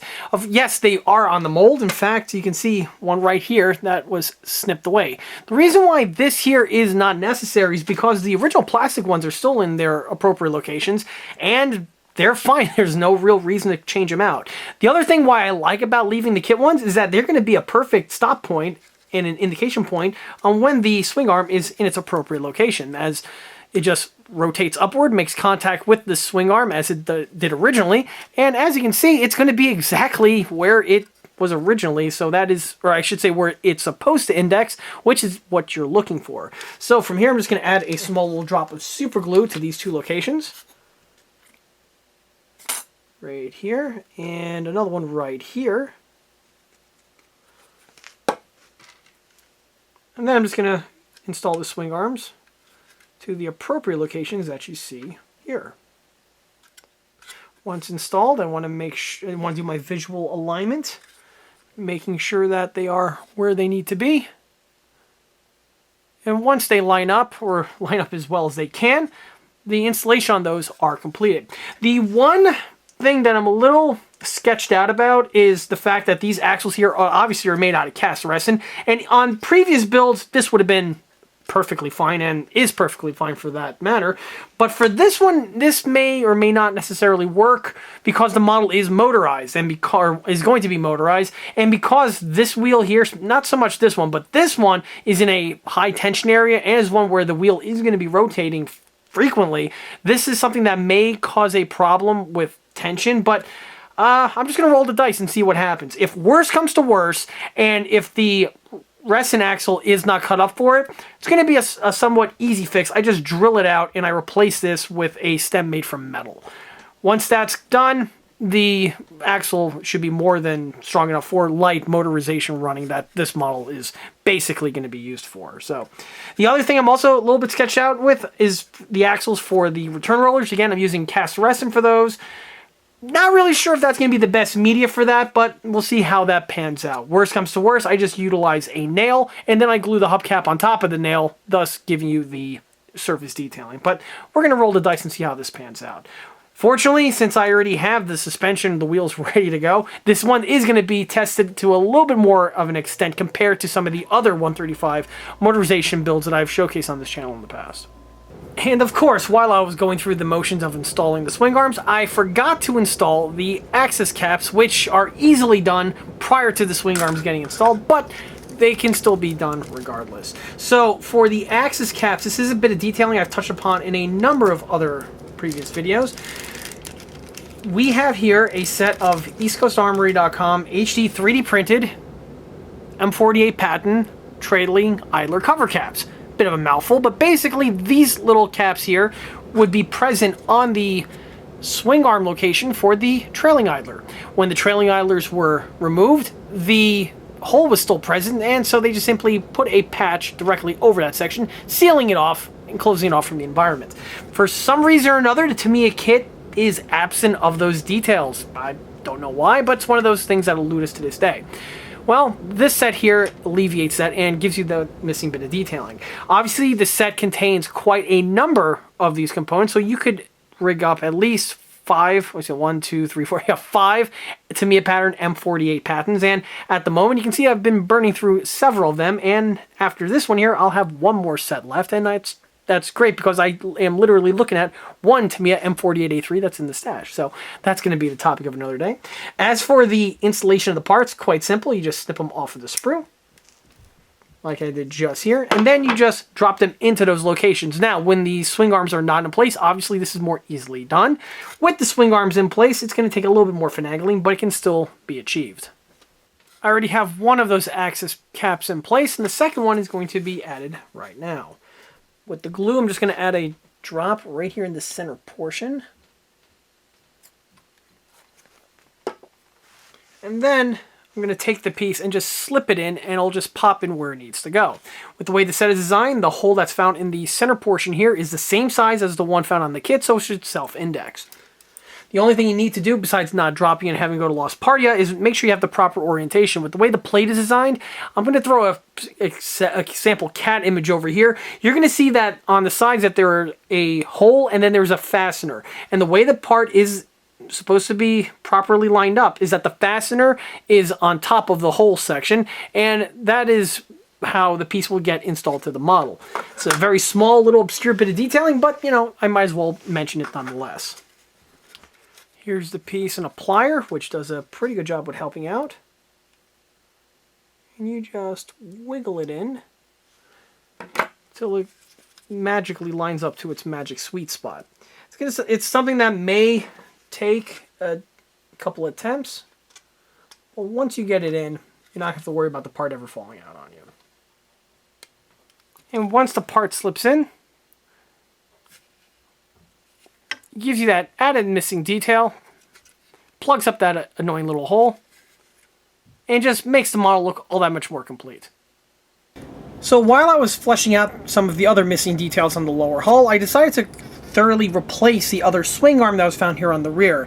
As it turns out, it wasn't in properly and was sticking out to the point where I felt like it was going to cause a problem with the track alignment, which means it had to go. Fortunately, I had one of these cast resin copies on hand, so I simply just amputated, drilled it out, and swapped a new one in place.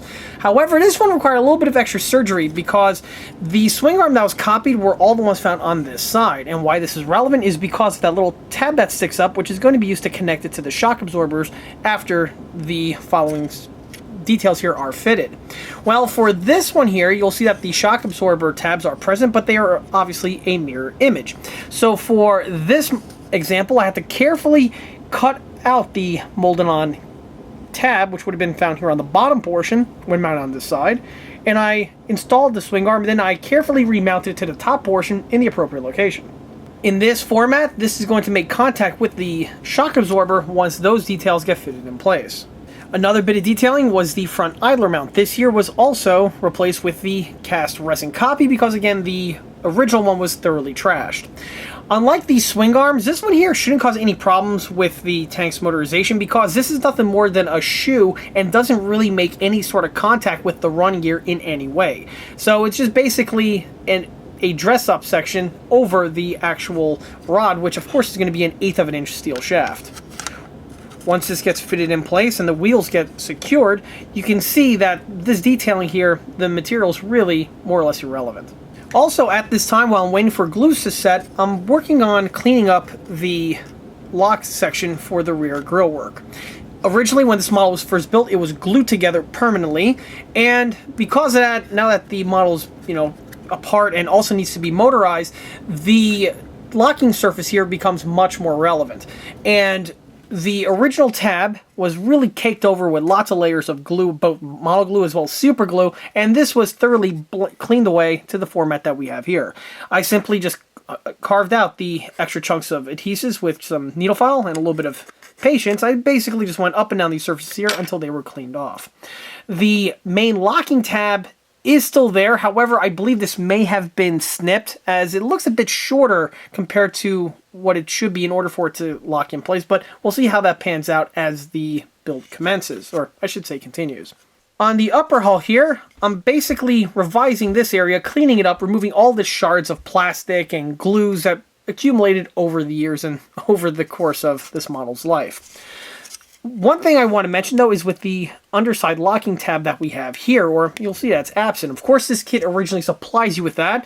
However, that original locking tab is currently sitting at the bottom of a New York landfill, so obviously a new one's going to have to be scrounged. Fortunately, I have just the component right here on hand. This is a resin copy of the Tamiya, or I should say an Academy M60 A1 locking tab, and this was something that I made a copy of many years ago just for, applications like this. The piece, even though it's for the 60, should drop onto the M48. If not, maybe some slight adjustments are going to be necessary, but this tab here will definitely be able to do the job in securing this in place, or at least that's the idea. If this fails, I'm just going to have to just cobble something together out of plastic or chunks of resin. Either way, this thing is going to get fitted to that rear section. I definitely promise you that. So with the adhesive set, I'm now going to go ahead and work on the shock absorbers. The shock absorbers, I already have the castings made for them, but I need to go ahead and clean up the mounts that are found on the model. With the way the model was originally, the pieces were originally glued in place, but they broke off, and we still have some remnants left over there in the hinge section. So this one here is pretty clean. There's actually nothing in there, so that's going to be great. But as you can see, this one here is clogged up, and this one here is clogged up. This one here was in the same condition, but I already went ahead and cleaned them out with the procedure I'm going to do here. To clean it out, simple. I just take a small Dremel bit. This one here is the pink band, which the number should come out on screen right now. And I'm just going to utilize this as a router. I'm just going to hog out the plastic shards that are in those sections there.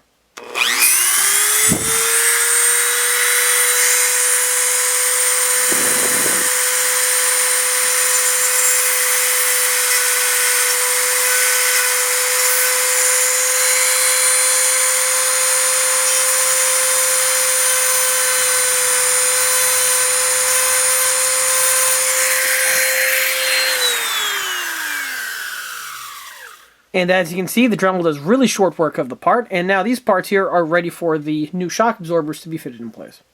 And here's the hull with all of the repairs completed and the details refitted in place. The only thing that remains to be added are the final drives, which are going to be added, but this is going to be done after the gearbox is installed, because with the way they are assembled, they have the plugs inserted in place, so that little slot that's found on the top here is no longer there, and it's going to be easier for me to just drill a hole in the center of the final drives and secure them onto the locations when that time does come. So here you can see all of the shock absorbers remounted in place.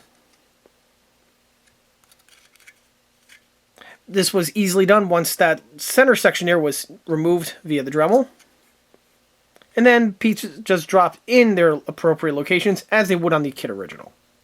Probably the most noteworthy thing, however, is the cast texturing. Now, of course, one of the traits that I love to add to my patent-based vehicles is the addition of cast texturing on the lower hull as well as on the front section, because the hull on the real vehicle was a solid cast, or I should say an all-encompassing cast unit. And the cast texturing would definitely be a visible trait. Normally on my builds, I tend to use the red putty texture method, which is something that I've touched upon on many videos, and I even have several tutorials on the OTR channel, or I should say on the OTR lineup, that shows me adding that in more detail. However, for this one here, you'll notice I went with a different type of system. The reason why I didn't go with the putty work for this one is because this hull here, unlike those other kits, is fully assembled, where we already have the swing arms and a good chunk of the detailing in place. And the putty technique really works best when the hull is naked and there's nothing that is adhered to it at that time, because trying to get into these sections over here is a bit tricky. So in its place, I went with a slightly different method for this build, where I used a texture paint in order to get the look of the cast texturing. The texture paint that I use is actually Tamiya. It is a pavement effect paint, and basically you just brush it on, and then once it dries, you have some grit to the surface, and it gives you the look of texturing. Once the model progresses further with more layers of paint, it'll really start having more of an effect. The technique is obviously done with a paintbrush, which gives you more precision with adding the texture as opposed to trying to go on it with your hand. Like with everything, there are pros and cons. Pros is that this technique is a bit more precise with the application. Con is that it requires more coats in order to build up a sufficient layer of crust, a better way to put it, as opposed to the putty technique, which does the job a little bit more efficiently, I find. But if you are in a situation like this where you don't exactly have the luxury of open access, the painted on technique is probably a better way to go.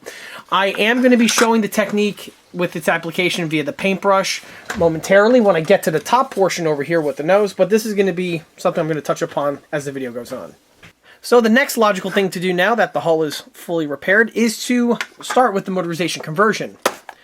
And I'm going to be utilizing, like I may have mentioned before, the Tamiya twin motor gearbox. If anyone has never seen one of these units before, well, I'll go ahead and open them up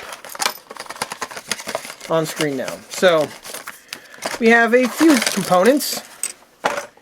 We have a runner right over here that contains the bulk of the gearbox housing. We have two bags that contain the exact same type of gears. Obviously, you're going to be using one for each of the banks for the 2-bank system. And we have another bag here which contains the motors as well as some other bits of hardware. Not to mention a nice little bottle of grease. Of course, the last thing is the instructions. We have right over here. The gearbox can be installed in 2 types of configurations, actually technically 4 types of configurations with different gear ratios and also different locations where the output shaft is orientated. However, for the purposes of these type of tanks, generally you're going to go with the same type of low shaft format like we have right here for type B. Here you go, the instructions. As you can see, it is a pretty straightforward assembly, which is, not surprising for Tamiya. The instructions are very well laid out, and these things assemble really, really quickly. You could have one thrown together in about 5 minutes or so. So here's the gearbox now fully assembled. When it comes to the assembly, like I said before, they go together really, really quickly. At this time, I'm not going to put grease on the certain locations at this point. That's going to be done once the unit is fully secured into the model. It just makes things a little bit more cleaner because I am going to be manhandling and moving the gearbox in and out, and it'll make a mess quite quickly if I add the lubrication at this point. The other thing I want to point out is with the gear, if we saw one of them has, or actually 2 of them have these brass hex type inserts that get installed onto them, one of which gets installed with a fastener. The other one doesn't. The kit does give you an extra grub screw for the component. However, that is for a different pattern of setup compared to the one that I'm using here. If you're using this for a motorized model and you're going with this type of format, you want to use only the one grub screw, because if you secure the other one in place, you're actually going to seize the axle, and it's actually going to cause other problems. So keep that in mind. By the way, this is illustrated, by the way, in the instruction sheet, but when you're going through the motion of assembly, you may just, rinse, wash, and repeat, and that's one thing where you don't want to do that too. The brass sections, those little bushings, those were secured in place with a little drop of super glue. It makes the handling of the gearbox just a little bit easier. If you don't, the pieces just run all over the place and becomes a bit of a problem. So with the gearbox now fully assembled, is at this point now where I need to start making modifications to this in order to better fit inside of the Patton's hull. The piece can drop in place, however it's a bit unwieldy with several of the sections that are found here on the surface. Namely, we have the 2 securing points that are molded into each side. This is if you're going to mount it to a block of wood or plastic or something for a robot. For mounting onto a model like this, it gets in the way, so I usually just amputate these outright. The axle that we have right over here, if you notice, it does stick out, or it tends to stick out a little bit. This also needs to be trimmed in order for it to better fit inside the tight confines here of the engine bay. The other thing that is going to have to be changed is going to be the way it secures in place. Obviously, those 2 mounting points are not going to be used, so I have to come up with a way to secure it to the tank. In the past, I went ahead and had just a cylinder emerging from this section over here and secures on the bottom via this little hole with a fastener. This was a technique that I used for a while. However, this is something I've been moving away from because it just makes the lower hull a bit more streamlined not to have any protruding fasteners in place. The fastener will work though, but I have been messing around with other ways to do the same trick and have it be a lower profile type setup. And I'm going to show how I do that on this example over here. But before I do that, I'm going to first go ahead and amputate the sections that are just not necessary. So after a little work with a pair of wire cutters and the Dremel with the high-speed removal bit, I was able to remove some of the material that was in the way, like I touched upon before. In addition to removing the areas, I also went ahead and slightly recontoured the front section over here of the gearbox, again in a way to better make it drop into the engine bay compartment as you just seen me do. So at this point here, it's now time to work on the actual gearbox mount. Like I mentioned before, in the past I would have had a column that would have been glued to the bottom here and fastened in place. However, for my newer generation of motorized builds, I changed that up where I'm actually just encompassing the gearbox rails that are integrally molded into the lower hull here of the tank. What I'm going to do is I'm going to take a panel here of plastic. This here is, I believe, 1/8 of an inch plate styrene. It's just, stuff I have running around the shop. And I'm going to go ahead and make a shelf that is the exact same dimensions as these two areas over here. This is so when the unit drops in place, it can actually be fitted and I can actually slide it back and forth and then finally eventually super glue it permanently in place once the tension is properly set. But to do that, I need to first clean up this panel over here. So quickly go ahead, square it off, get the parts cut, and then we'll get back to the actual securing. So here's the new floorboard that has been fabricated. And as you can see, the gearbox sits on without any sort of problems. It's that same piece of 1/8 inch thick plastic panel like I mentioned before. I carved a small little bevel on this side over here so that it better fits right over here on the rear wall section of the M48's lower hull. As you can see, it fits in perfectly on the little rails that are integrally molded on, which originally would have been for a gearbox, specifically a dual motor gearbox. The one in the center here is for the single motorization gearbox. So it's really fun to recycle the exact same type of features that the kit originally had for the same purposes, no less. So this section here will eventually be glued in here permanently, but before I do that, I need to figure out exactly where does the gearbox need to go. And this is extremely crucial and important. The gearbox needs to be lined up in a straight line, because obviously if it's mounted in cockeyed, you're going to have a problem with the track tension as well just with the track just timing properly. So you need to make sure it is properly aligned. To make sure that the unit is nice and straight, we have here a really good visual cue on both the gearbox and on the tank itself.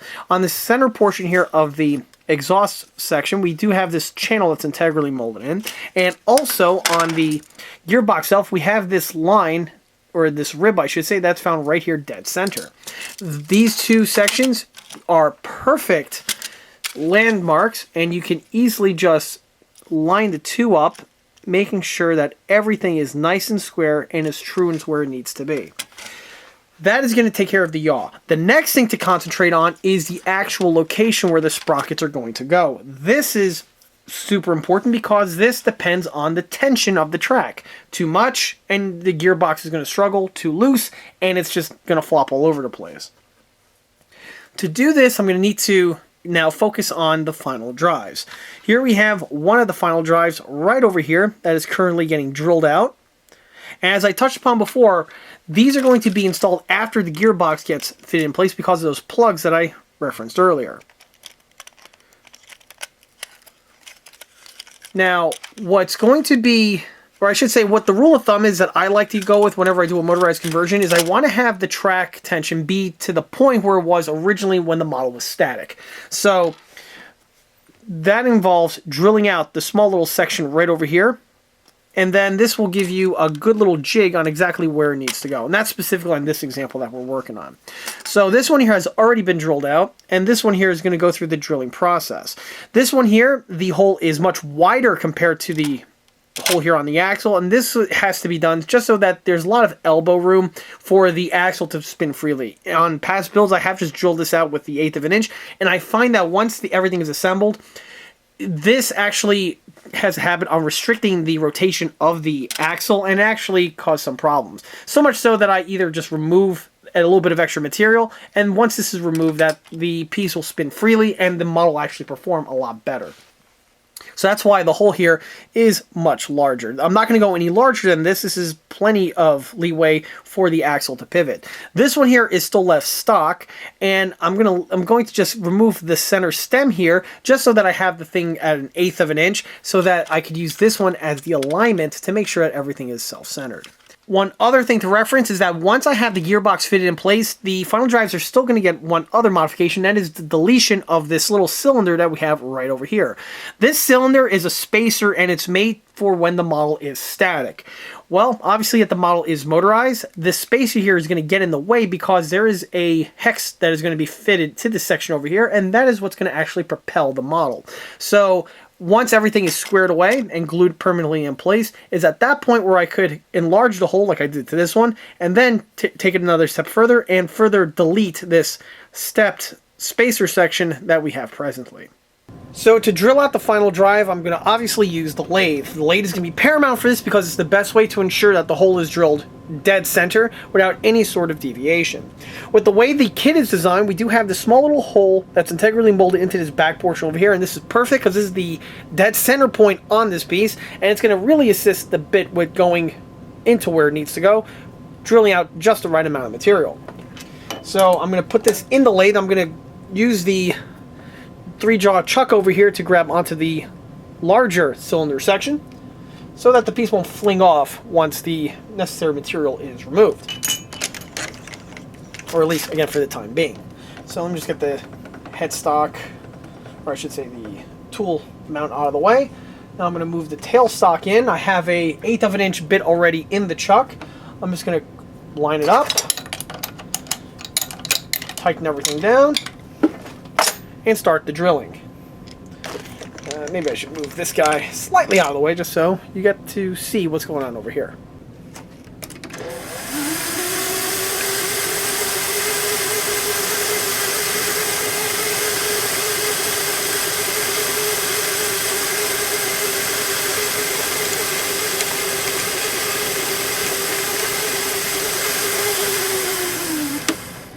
Okay, a few rotations and a little bit of plastic spaghetti out of the way, and the hole is drilled out.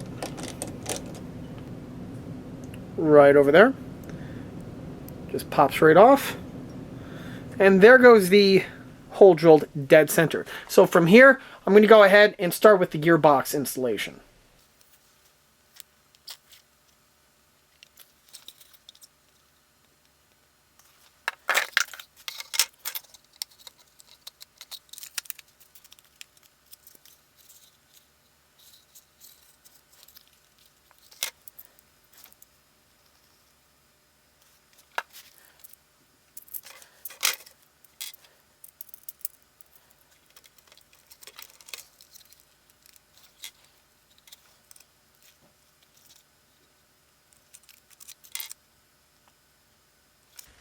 Okay, so I got the gearbox completely centered in place. I'm just going to let the glues set and dry, and then I'll come back once the gearbox is all set and take care of the final drives once and for all.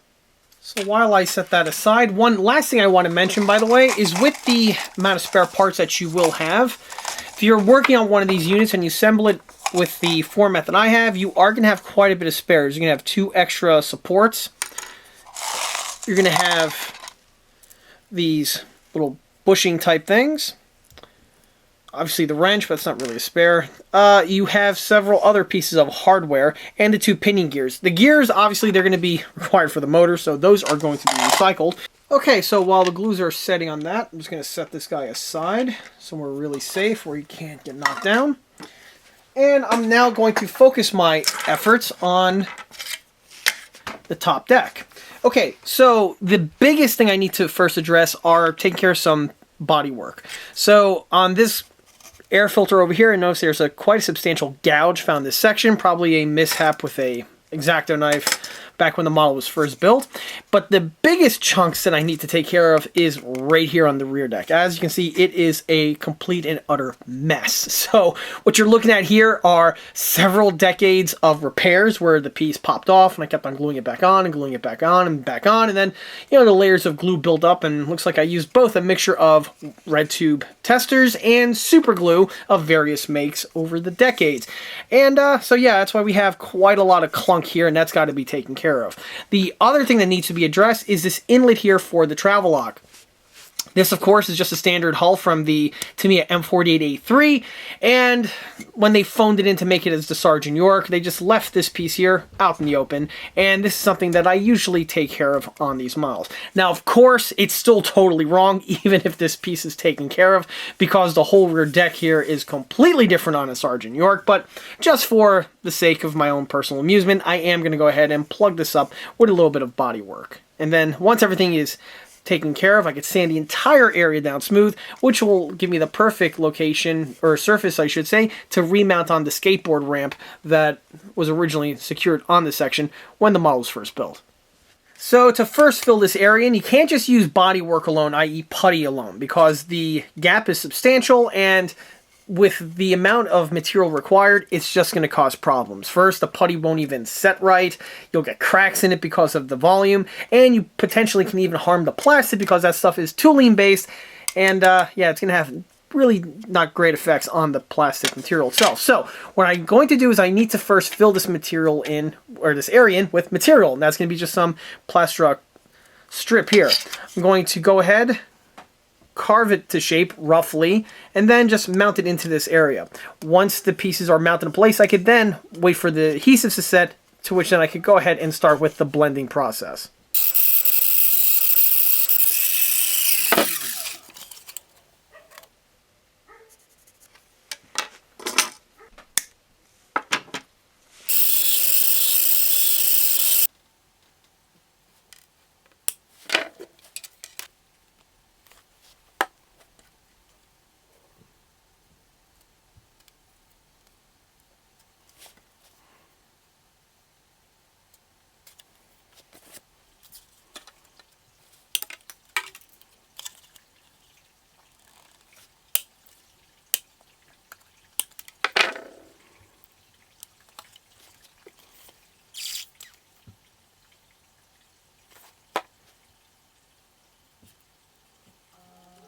While these shards of plastic are drying in place, I'm going through the other quick little revisions that are being necessary for the upper.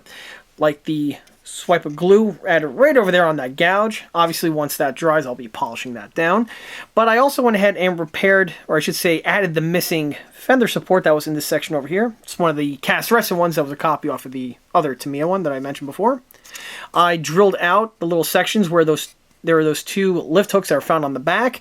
The original ones broke off years ago. The bottom portion was still embedded in the fender. So with the Dremel and with the little bit over there, I went ahead and just milled away the last of the shards.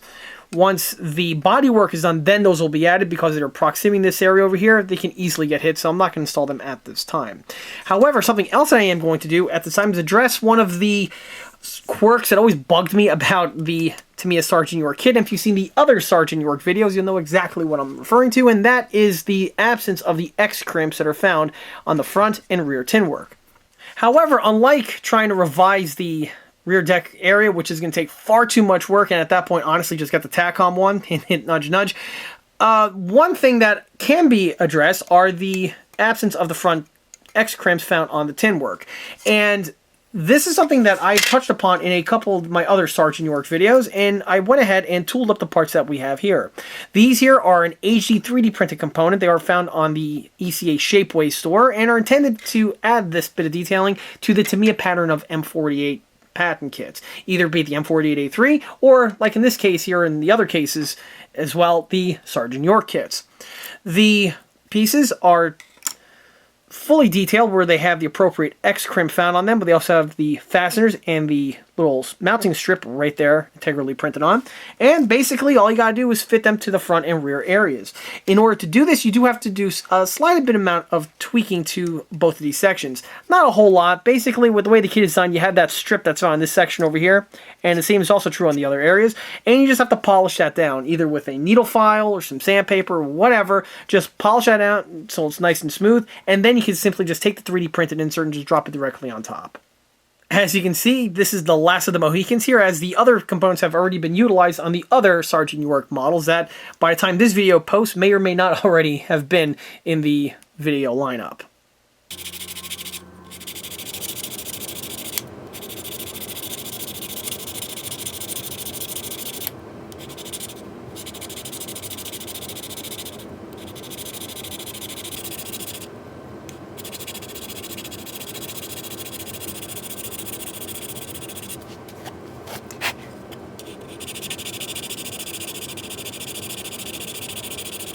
Well, as you can see, the needle file does a really good job with blending down the areas. The biggest trick is that you want to sand down just that strip and do it in an even format. If the piece is sanded in a canted manner, it's going to cause some complications, but as you can see, it did a fantastic job with the job at hand. You can also use a knife like this to scrape the piece down. This still can be done, but I just prefer the needle file as opposed to using the knife. And obviously, yeah, you can even use sandpaper. Basically, all roads will lead to Rome. But once the strips are deleted, it's then time to now start securing on the actual plates themselves.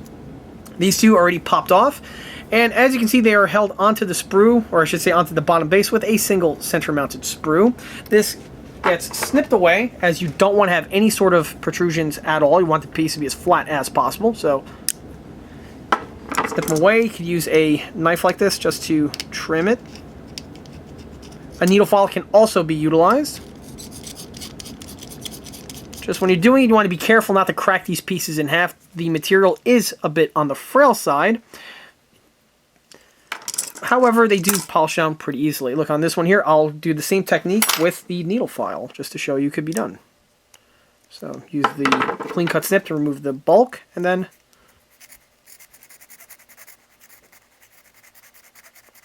after a few swipes, you should be nice and smooth.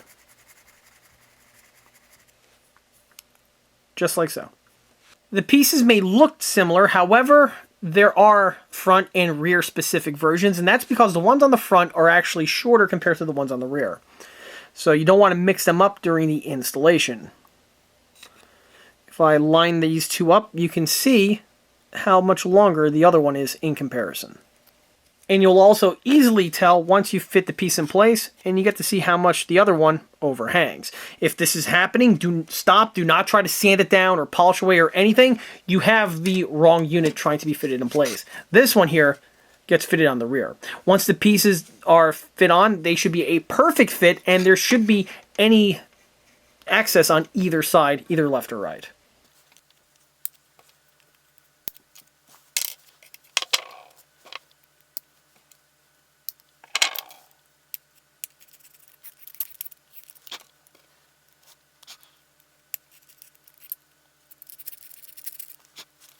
Another thing to keep in mind is also the orientation. The part with the strip on it, that gets put on the outer edge, as opposed to the opposite end, which does not have the strip present. Bear this in mind, because you can accidentally mount the piece on in reverse, and if you do, you're not really doing yourself any favors.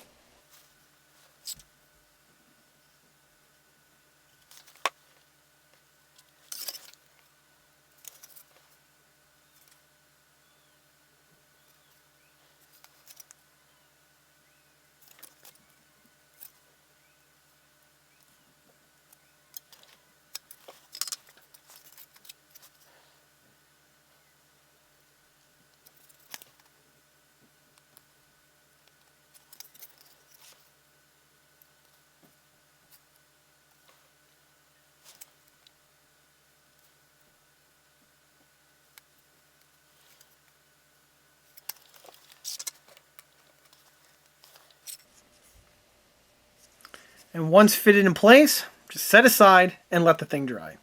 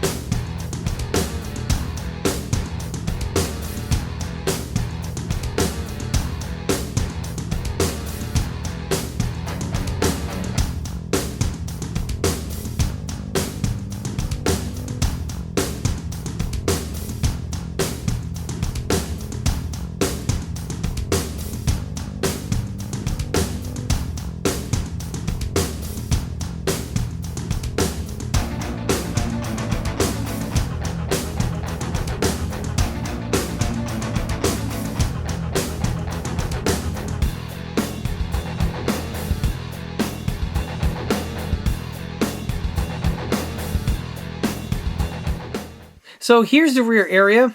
Now with the second layer of bodywork completed, the area had a smear of super glue applied, then it went through another wet sanding procedure, and from there the piece is now completely and utterly smooth. This thing is basically like glass, and any traces of the travel lock well, as well as even the plastic sections that I glued in here, are completely and utterly blended away. As soon as a coat of paint goes on this area over here, there's going to be no more traces of the original piece that was found there when the model was molded.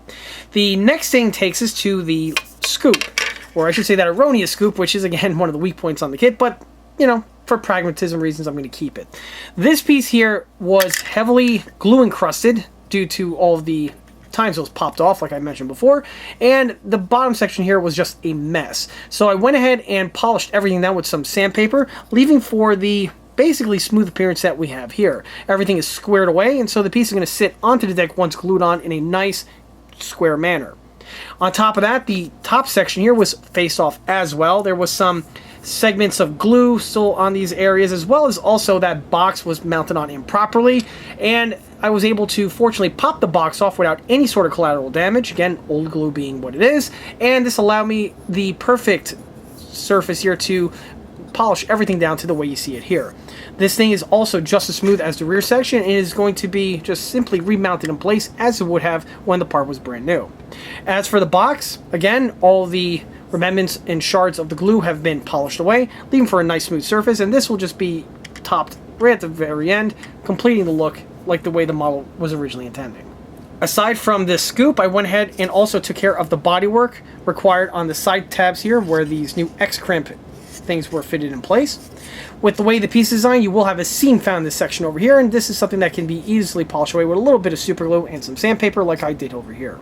This was done to all 4 sections. Once it's all blended away, you're good to go. One other thing that I was touching upon before was with the locking mechanism for the rear tab here. The front section is still going to keep the poly cap, only this is a fresh poly cap from the spare bin, and this is going to keep the front where it needs to be, while the one on the back is held in place by a tab. Well, here you can see the resin tab that I touched upon before now fitted in place, just gets glued on to the location. I had to amputate the 2 little pegs that were originally molded in because this piece here is for an M60, and it's slightly different in geometry compared to the one on the M48. The tabs were removed. I carefully marked where this piece has to go and just glued it directly to the model itself. On the engine hatch area over here, I had to go ahead and modify the tab system. Rather than keeping the kit tab, which is far too short to engage with the M60 pattern of locking tab, I went ahead and fabricated a new one. The tab itself is made out of a section of Plastruct angle. I went ahead and trimmed it and cut it to shape to the position that you see here. It was then simply glued directly to the engine hatch area itself, and this acts as basically functions exactly as the original kit one would have. So let's do a quick little test. I'm going to take this piece here, the upper, and slide it in where it needs to go. It goes on just like the model originally intended. Press the front down so the poly cap engages, and voila, the top deck is now secured onto the lower hull. With this now secured on, the next thing I'm going to turn my attention to is the detailing on the front nose area over here, as well as finishing up the remainder of the repairs and other sort of details that need to be fitted to the top deck. The other thing I'm going to do is actually shift my attention to the gearbox here, where I'm also going to do not just the motor installation, but also the battery harness and the 3-way switch. After a few minutes with a soldering iron, I was able to complete the circuitry that you see here. The model is a very simple circuit because it is just motorized. However, I went ahead and threw on a 3-way switch so that the model can go in both forward and reverse, which you'll be able to see once the motors are mounted back into the gearbox. In case anyone's wondering how I configured the switch to go in both forward and reverse, this is something that can be found in the schematic image that's listed in the video description below. This is the schematic that I utilize on all of my motorized converted models. For the power source, utilizing 2 AA batteries, and they are mounted in this double battery pack. The battery pack is nice because it has a quick connect jack that utilizes a 9-volt battery hookup right over here. All of the equipment, such as the battery pack, the switch, as well as even the 9-volt jack over here, were all procured from Amazon.com, and they're very easily found and are also really affordable when found. One thing I like about this type of a system is that I can quickly and effortlessly disconnect the batteries from the model without causing too much stress on the solder joints themselves. This is important because if you want to disconnect the batteries and you don't want to keep the model with the batteries hooked up for a long period of time, this is a simple way to disconnect them without causing any sort of problems with the batteries potentially oxidizing or swelling on you. Another benefit that this has is that when you do need to change the batteries, you could just disconnect the thing from the model, change out the batteries, and then just drop them back in as a cartridge type format. Why this is relevant is because in my experience, whenever you have something that's hard mounted directly to the circuitry, the amount of force it takes to pop the batteries on and off can cause extra stress to the solder joints, and after prolonged use, you may potentially cause a problem where you can snap a solder joint just from the flexing of the wires. This is usually the cause why a lot of motorized toys and models out there stop working over the years because of stupid solder joint snaps, and now the thing is inoperable and you have to do a little bit of repair. By shifting the stress point away from the model, this is a way to ensure that there's minimum amount of stress on the connections as a whole. One other thing I want to mention about these battery packs that I personally enjoy about them is that they are low profile and they're very easily. So what's next is for me to secure the switch to the hull. This is something that I am going to be touching upon as the video goes on, but before I can do that, I need to amputate these molded in battery clips that are integrally found on the M48's lower tub. As I mentioned before, this kit was originally designed to be motorized, although as far as I know, Tamiya never actually went ahead and did that, but regardless, the artifacts are still there. Ironically, I need to delete these battery hookup points because I need the space to fit in the new battery jack section. As with these units in place, they kind of get in the way and the battery doesn't really sit that well in the hull. So these are going to be amputated with the Dremel with the high-speed removal bit like I have here. And then once that's taken care of, I can then go ahead and go through the motions of installing the switch permanently to the lower hull.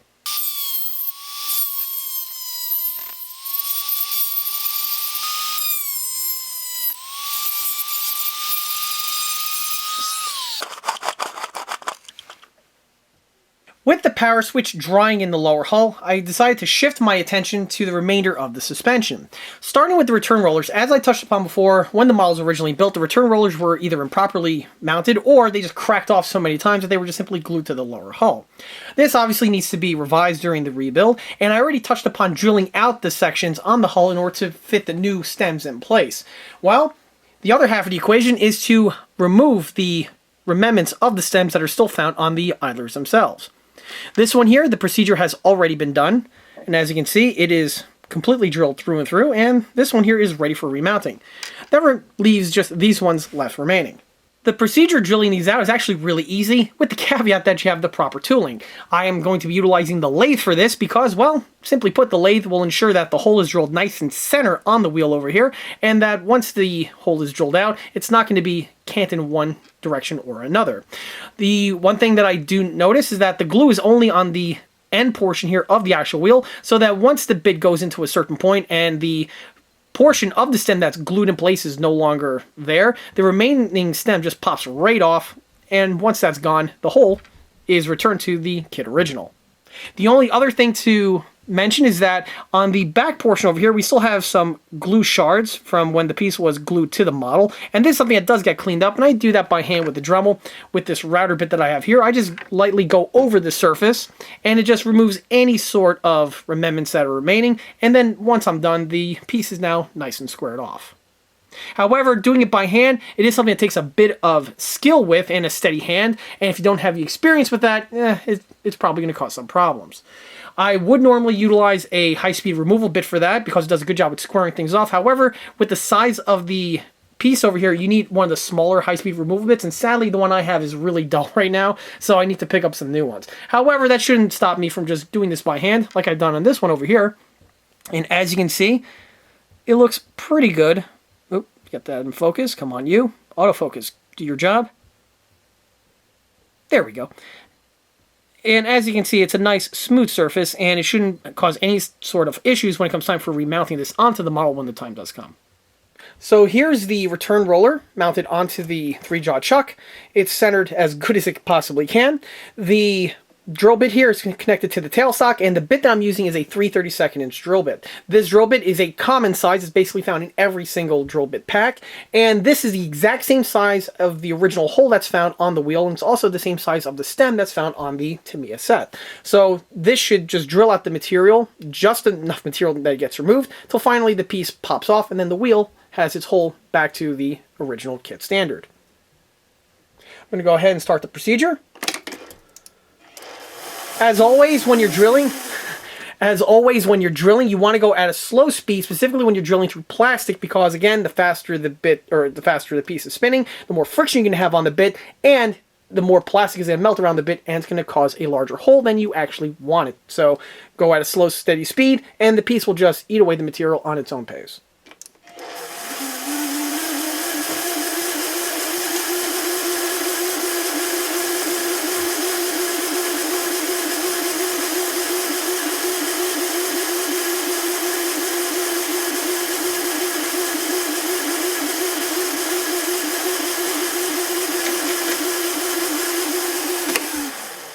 And that's all there is to it. As you saw, or hopefully as it came out on camera, the bit just removes just a little bit amount of material, and then the piece just falls away once the section that's holding it in place is removed.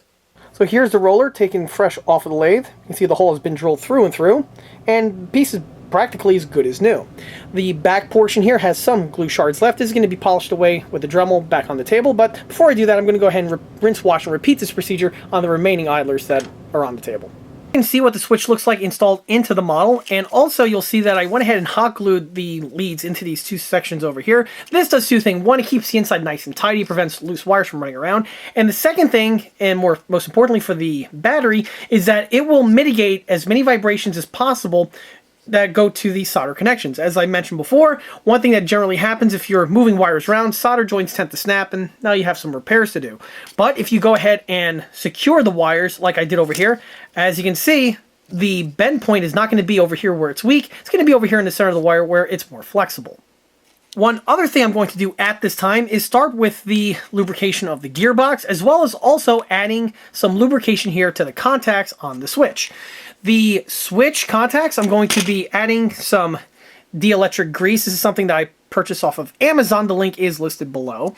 And the purpose of this is that one thing that switches can do is that they can oxidize on you over time. And if that happens, when you go to run the model, you can hear a click instead of the motors in operation. Obviously, this is something that's relatively easy to clean with some alcohol on a Q-tip. You go in here and just, work the contacts loose, and then eventually will happen. The contacts will scratch up, and then the current will be able to flow. However, this is something that can be a bit problematic and tedious, so to avoid all that, I like to use dielectric grease, and this is something I've been doing on all of my motorized models for the last year or so, and so far it's been working really good. I'm going to take this, I'm going to squirt a little bit into each side here of the switch, and also a little blob over here on the contacts themselves. The switch one, I'm going to go ahead and work it in so that's into the contacts, and this will be able to protect the contacts from oxidizing as the model ages.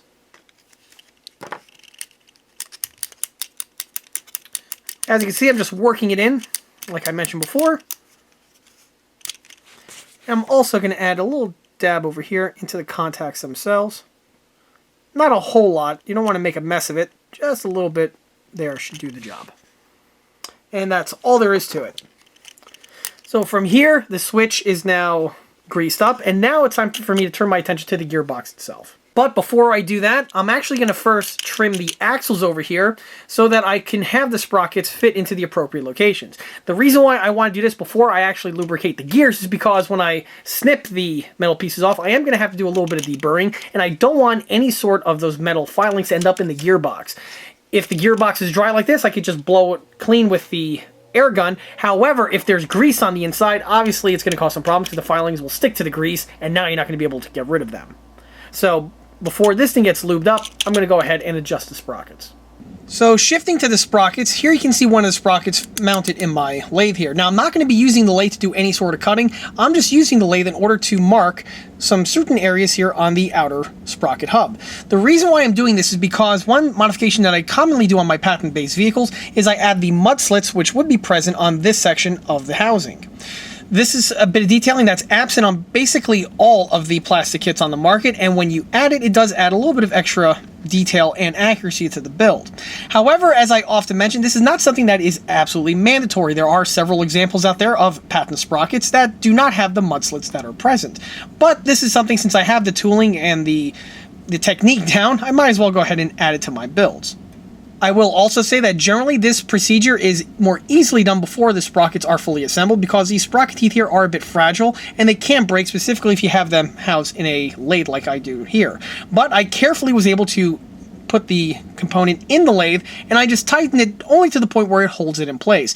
Like I said before, I'm not using any sort of cutting tools for this application here. I'm just holding it in place so I can mark where the sections are that need to be drilled out. The reason why I'm using the lathe is, well, you'll be able to see in a second.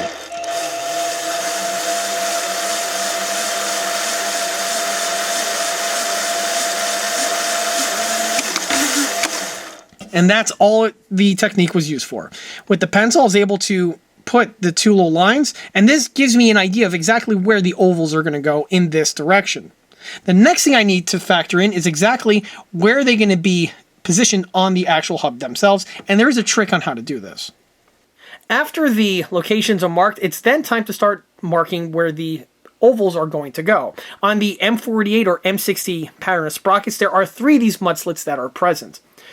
When I'm marking this, I like to use a pencil, and I make a vertical line right here in between those 2 other lines that I mentioned before. The location that I mark these are right over here, either at the valley of this sprocket tooth ring or on the points on the sprocket teeth themselves. The trick is trying to match it on the opposite side, and you want to have them spaced out basically evenly. Fortunately, this is relatively easy to do because you can use the sprocket tooth ring as a gauge. And right over here, we're going to have one on this side and another one right here on the opposite side. Hopefully this comes out on camera, but now that I have those tick marks labeled out, I can actually draw on the sprocket hub exactly where these lines are going to go. And from here, you can see that the ovals are more or less evenly spaced. And from here, it's time to actually drill them out. To do the actual drilling, I'm going to utilize this small micro drill bit over here, which is number 63. And these are procured from the vendor that I have listed in the video description below.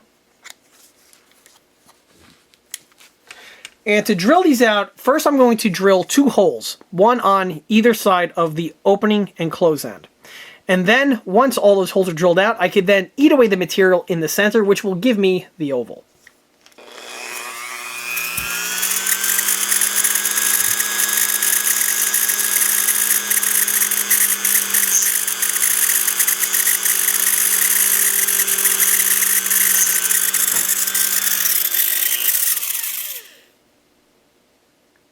So there, once the camera focuses in, you can see the 2 holes that have been drilled. And now I'm going to eat away the center material.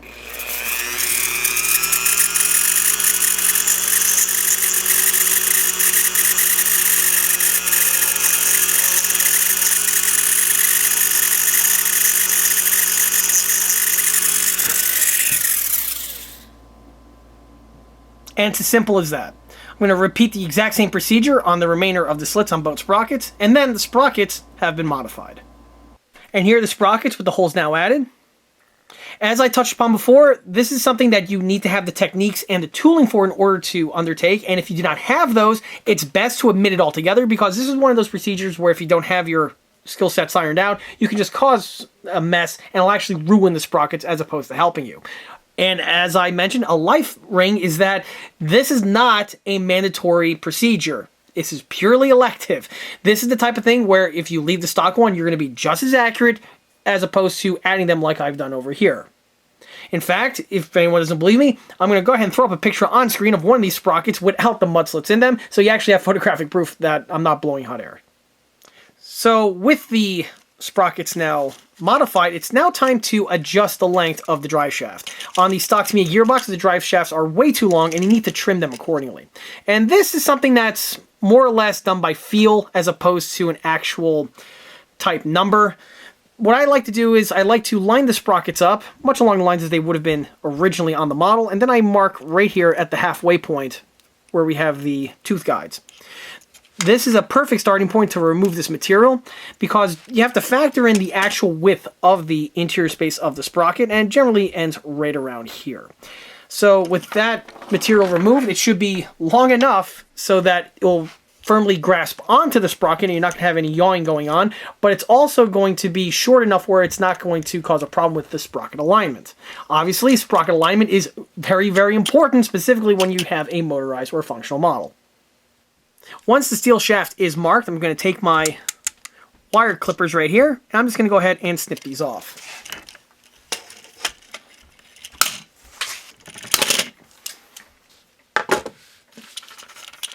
Once they have been snipped, you can then go ahead and test fit the sprocket in place. And as you can see, the height here looks to be exactly what you're looking for. You can also file down the burrs, which I am going to do just so that it makes for a cleaner install. With the drive shafts now deburred, it's now time to go ahead and get the sprockets ready for their next step. Now, with the way the Tamiya kit is designed, if you build it out of the box, you have a poly cap found on the inside, and although that's great for static display, if you want to have the sprockets actually grip onto the drive shaft, it's not really going to work out all that well. It does hold it on pretty well though, as you can see, it doesn't fall out. So originally when these kits, or I should say originally when Tamiya kits were motorized, you'll see that on the sprockets over here you have this hex bolt type shaped recess found on the inside. This was an engagement point for the piece to actually lock into the original gearbox, which had a receptacle found on the end, which locked into this cavity over here, and it prevented the sprocket from slipping, and it allowed power to be transferred from the drive shaft into the track. The design was actually really sound and it worked like a charm, so much so that I'm basically going to reutilize this cavity here. A little while ago, I went ahead and developed this set, which is a 3D printed adapter set, which is meant to lock into the recess over here, but more importantly, it's made to adapt to the Tamiya drive shaft. The Tamiya drive shaft is a small little hex shaft, as you can see right here, and that's also a good design because with the shape of this geometry, it's going to prevent anything from slipping, much along the lines of the original design that Tamiya was utilizing back in the day. With the ECA piece here, it's a 3D printed component, and it is printed to the point where we have the outer diameter of that hex shaft, but we also have on the inside portion here, nice and centered, the diameter of the center hex shaft. So the piece just drops in and it adapts this type of sprocket to secure onto one of these type of gearboxes without any sort of other problems. There is another set that I went ahead and developed, which is over here. This one here is still going through its prototype phase, where it's very similar in this design, where we have a center-mounted adapter for the shaft. However, this one here is made to replace the poly cap that's found on the inside. This set here was actually better suited for individuals who are working with a fresh model, and you can go ahead and add the components accordingly, as opposed to this one here, where you're just going to be retrofitting it with one of these units. Both of these sets are going to be found on the ECA Shapeways store and can be found in the links listed below.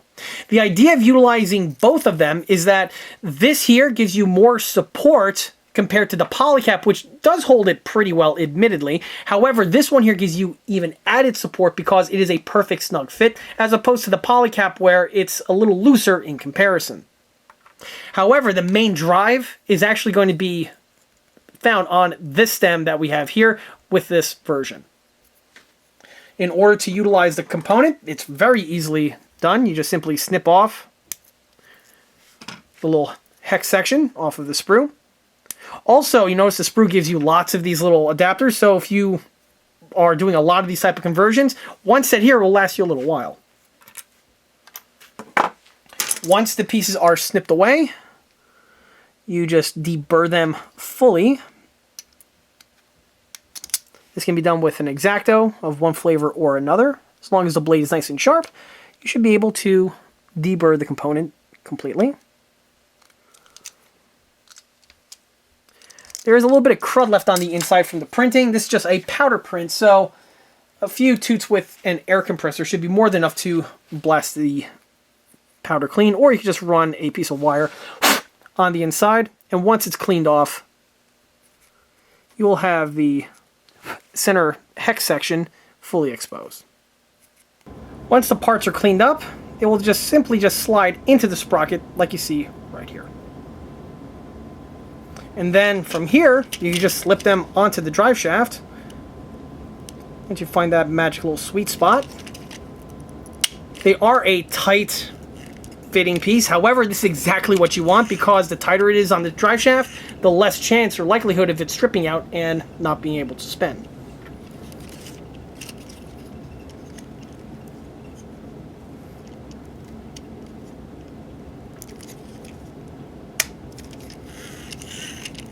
And there we go. Let's go ahead and test it with the battery.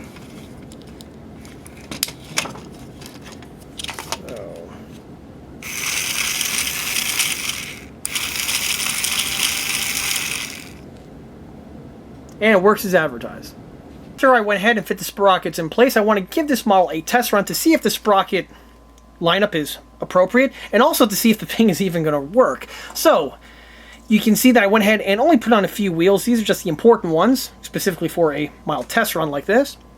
The front idler section now has a steel rod as opposed to the plastic one that I had originally when the model was rebuilt a number of years ago. The rod was cut to the appropriate length and just drops directly in place. The rod itself is 1/8 of an inch cut of steel rod, and these are the type of things you can find in any hardware store. Tamiya originally, if this model would have been motorized, would have utilized a steel rod in the same section for the exact same reasons. So, moment of truth, got the battery hooked up.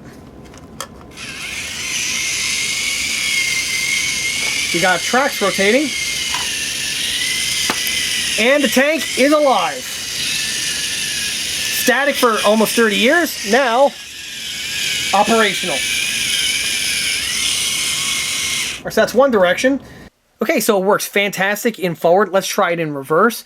And before I do that, I just want to mention that the batteries in this model here are actually used batteries. They are far from being full capacity. And if it's able to run the model with the condition that you see it here, it's going to be even better once I throw a fresh pair of AA's into it.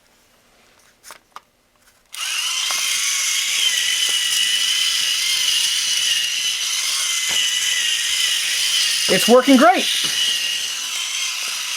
Reverse and forward.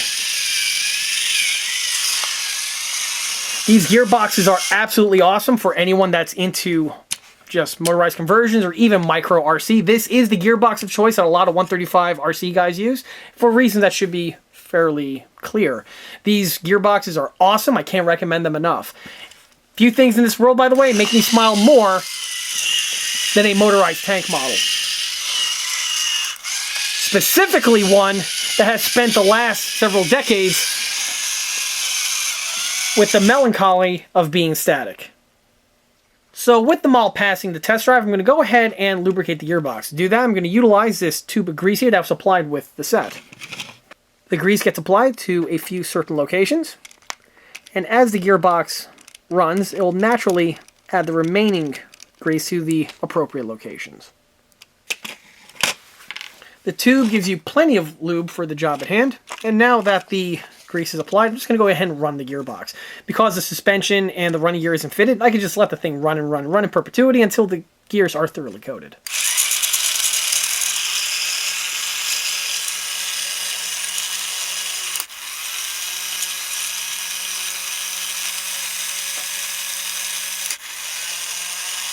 And it does sound a lot smoother once the grease is added. In addition to the grease, I'm also going to add a very finite amount of oil to these little spindle areas here on the motor, and also to these two areas here on the side of the gearbox. This is where you want to use as little oil as possible, because literally a dab will do you, or in this case, half a drop will definitely do you. You can use the Labelle oil, which is a common hobby grade oil, but even just standard 3-in-1 should do the job. The trick is not with the oil, it's with the volume that is going to be used.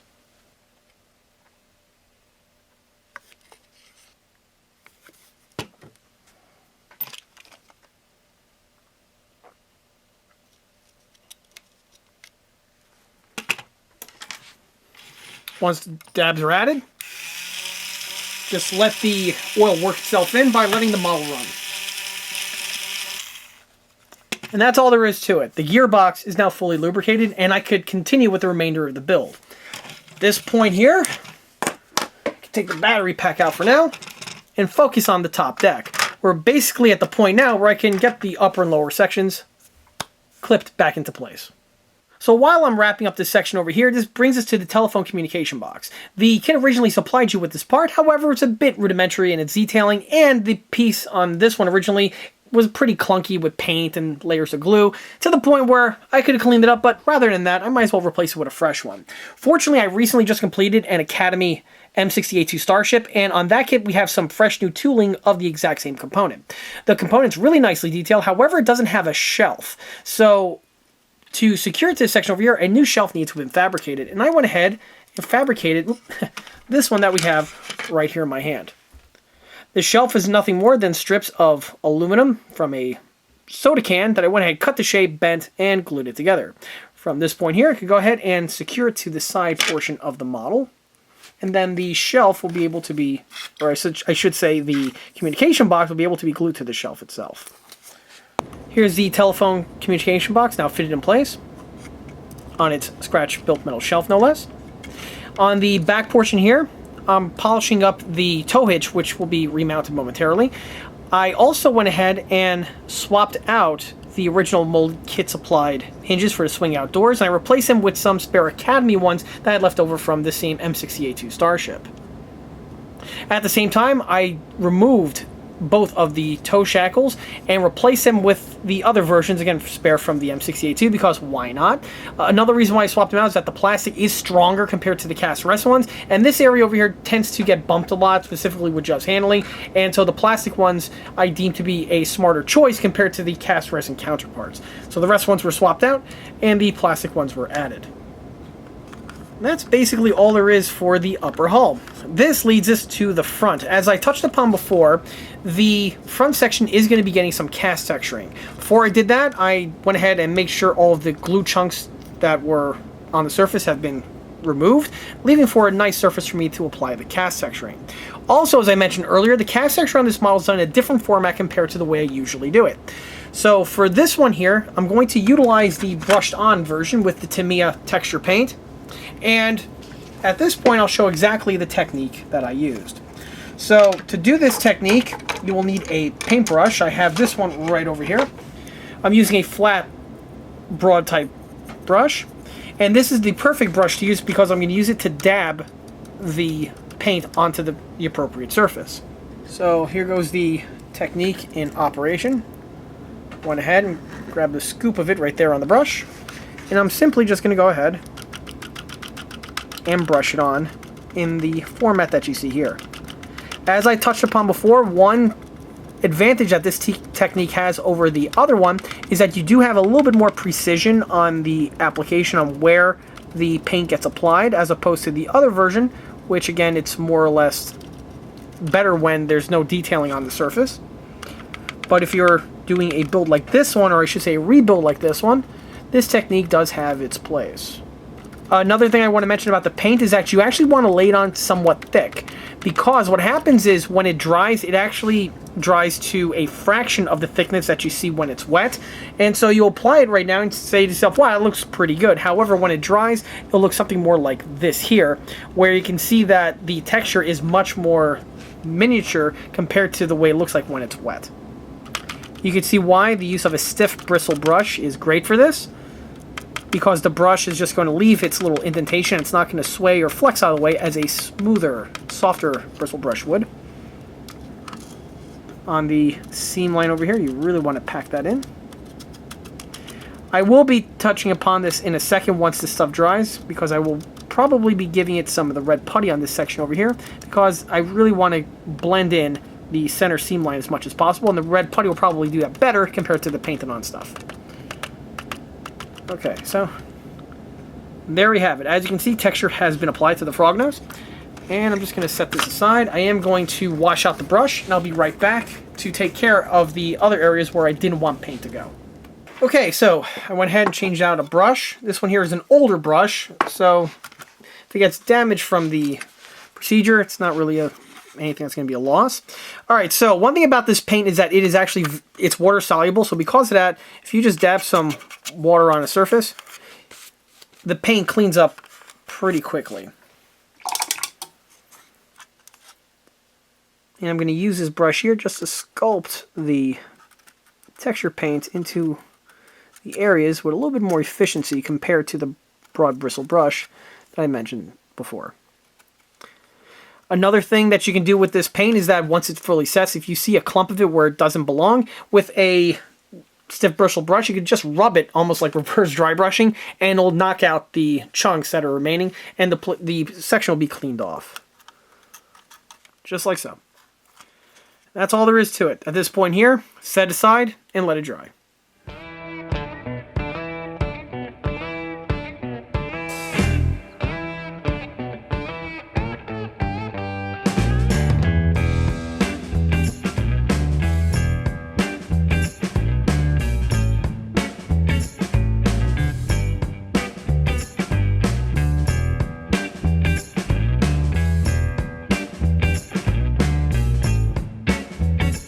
So as you just saw, I went ahead and did some body work on the lower portion over here. This was to remove any sort of seams that were left when the two sections from the upper and lower sections were joined. The seam work on here was pretty small. The only thing I did was just a little bead of thick super glue in this section. Once that dried, I was able to just polish it down to the way you see it here. Down here, just a little smear of red putty was utilized in order to remove any sort of seam remnants that were remaining. Another place where I went ahead and added some red putty are on the inside portions here of the shield, and you can see the same thing on the bottom portion here of the shelf. The reason why there's putty added to these 4 locations is because there are injection pin marks found in these areas, and they just look better once all polished away. To polish away these ones, this is generally really easily done when the model is new. Before you glue this section on, of course, makes access a little bit easier, but with the piece installed, I should be able to manage with a needle file. Same thing is also going to be true for this one over here.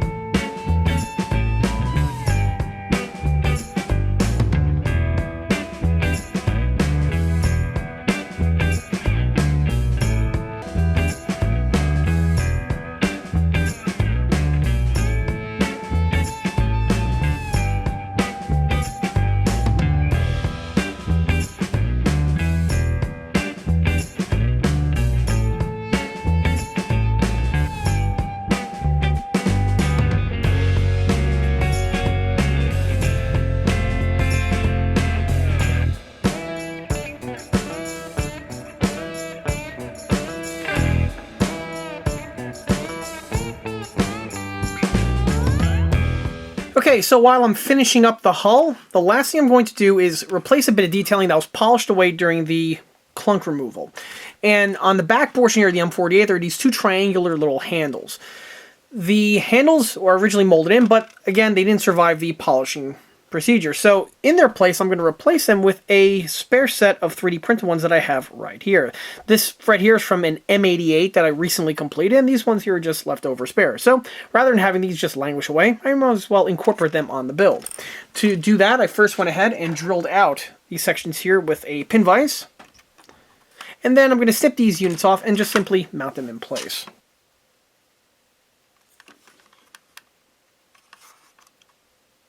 So back on the frog nose, the main texturing is out of the way. However, I do want to seal up as much as possible the seam between the upper and lower hull, right over here. And the way I'm going to do that is with the putty technique, because it goes on a bit thicker compared to the brushed on one, and because there's nothing over here. Kind of funny, it kind of looks like lipstick. It's going to give you a kiss. it plugs up the hole a little bit easier, and since there's no real like appendages or detailing in this area over here, I can still do the procedure with the techniques that I touched on in other videos, and it should work out just fine. And there we have it. So that's been taken care of. Let me now focus on fleshing out the remainder of the front details over here, and then at that point this bad boy's ready for painting. And here's the model now ready for painting. So you can see that the last of the front details have been added. This would include the brush guards. The brush guards are the kit original ones. They were just cleaned up and remounted in place. This one over here had some damage, as I may have touched upon before, so I repaired the missing arm by fabricating a new one out of some strip styrene. The headlights clusters themselves, these are the new resin castings from the other kit that I had on hand that I made the mold of and was able to use it to replace several of the other components that were mentioned already. Since they are just Tamiya sections, they just drop directly into place. Only on this time, when I did the model, I drilled out the sections where the headlights are supposed to go, as there are little indications points that are on the bottom of the hull, which tell you where to drill out these sections for these pieces to get fitted in place. When the model was first built, that wasn't done. So I went ahead and took care of that, and lo and behold, the headlights just dropped in where they were supposed to go without any issues. On the turret, I already touched upon the smoke grenade launchers. But here you also get to see the other grab handles that have been added. Several of these grab handles are integrally supplied with the model, but they are just molded in with little blades of plastic, and to spice the model up, I simply deleted them and replaced them with small little metal ones made from bent floral wire. This is an easy way to always help basically any build. This was done to the one here on the side, the two here on the top, the one on the top hatch. But for this one, I also went ahead and replaced the two that we have right here. These were originally kit supplied and were separate plastic pieces that were glued on. One was still present, the other one was lost to the sands of time, so I just amputated both of them. And since one had to go, I might as well cauterize both, so to keep everything with the continuity. On a similar note, there would have been originally another handle up here. This too was lost to the sands of time, so a new one was fabricated out of metal. For the periscope guard, you saw me going ahead and fabricating these sections out of some styrene strip. That's all that was really needed to be added. Once done, the piece was fully restored. On the back portion over here, you'll notice that one of these lift hooks is new, while the other one is the kit original. At some point during the build, the original one cracked off and was not salvageable, so I went ahead and traced a new one using this one here as a guide, and the new unit was cut out of some styrene and then fastened in place. On the very rear portion, we have two more antenna bases. The antenna base mount is the kit original one on this one. This one here, the original one was long gone, so I replaced it by fabricating a new one out of some scrap plastic stock. I believe it was a runner that was in my spare bin or in my recycle can, and was just cut to the same shape of the other Sergeant Yorks that I have and mounted in place. For the antennas themselves, this is something that was never supplied with the kit, and I touched upon this in the other Sergeant York videos. So in its place, I replaced them with two cast resin antenna bases that I have on hand for a mold that I use for this type of application. The pieces were originally Tamiya from a Tamiya M60, and they look pretty good for the detailing that I need them for, and they always add a great bit of detailing once mounted to the model. Once everything's fully painted, you'll get to see them in better light. Of course, they were drilled out, and wires will be added to them after the unit is fully painted. For the Beaufort tubes, I took the kit ones, I polished them up, removing any sort of seam or other sorts of impurities that were found on the surface. And the cones have been added. These are the cast resin ones that I touched upon before, and were simply just dropped directly in place. Once everything's painted and secured on the model, it's going to look indistinguishable from a standard out-of-the-box kit. Before the model can actually go into paint, I am going to have to do some mask work. Not to the exterior, but to the inner portions. One thing that I like to do on my builds is I like to mask up the bearing sections where the turret makes contact with the hull. This is done so that when the model is fully painted, no paint, or I should say as little paint as possible, gets on these surfaces, because if these areas are nice and slick, this will make rotating and mounting onto the turret very easily, compared to having the turret stick on you, because now you have to deal with the extra layers of paint.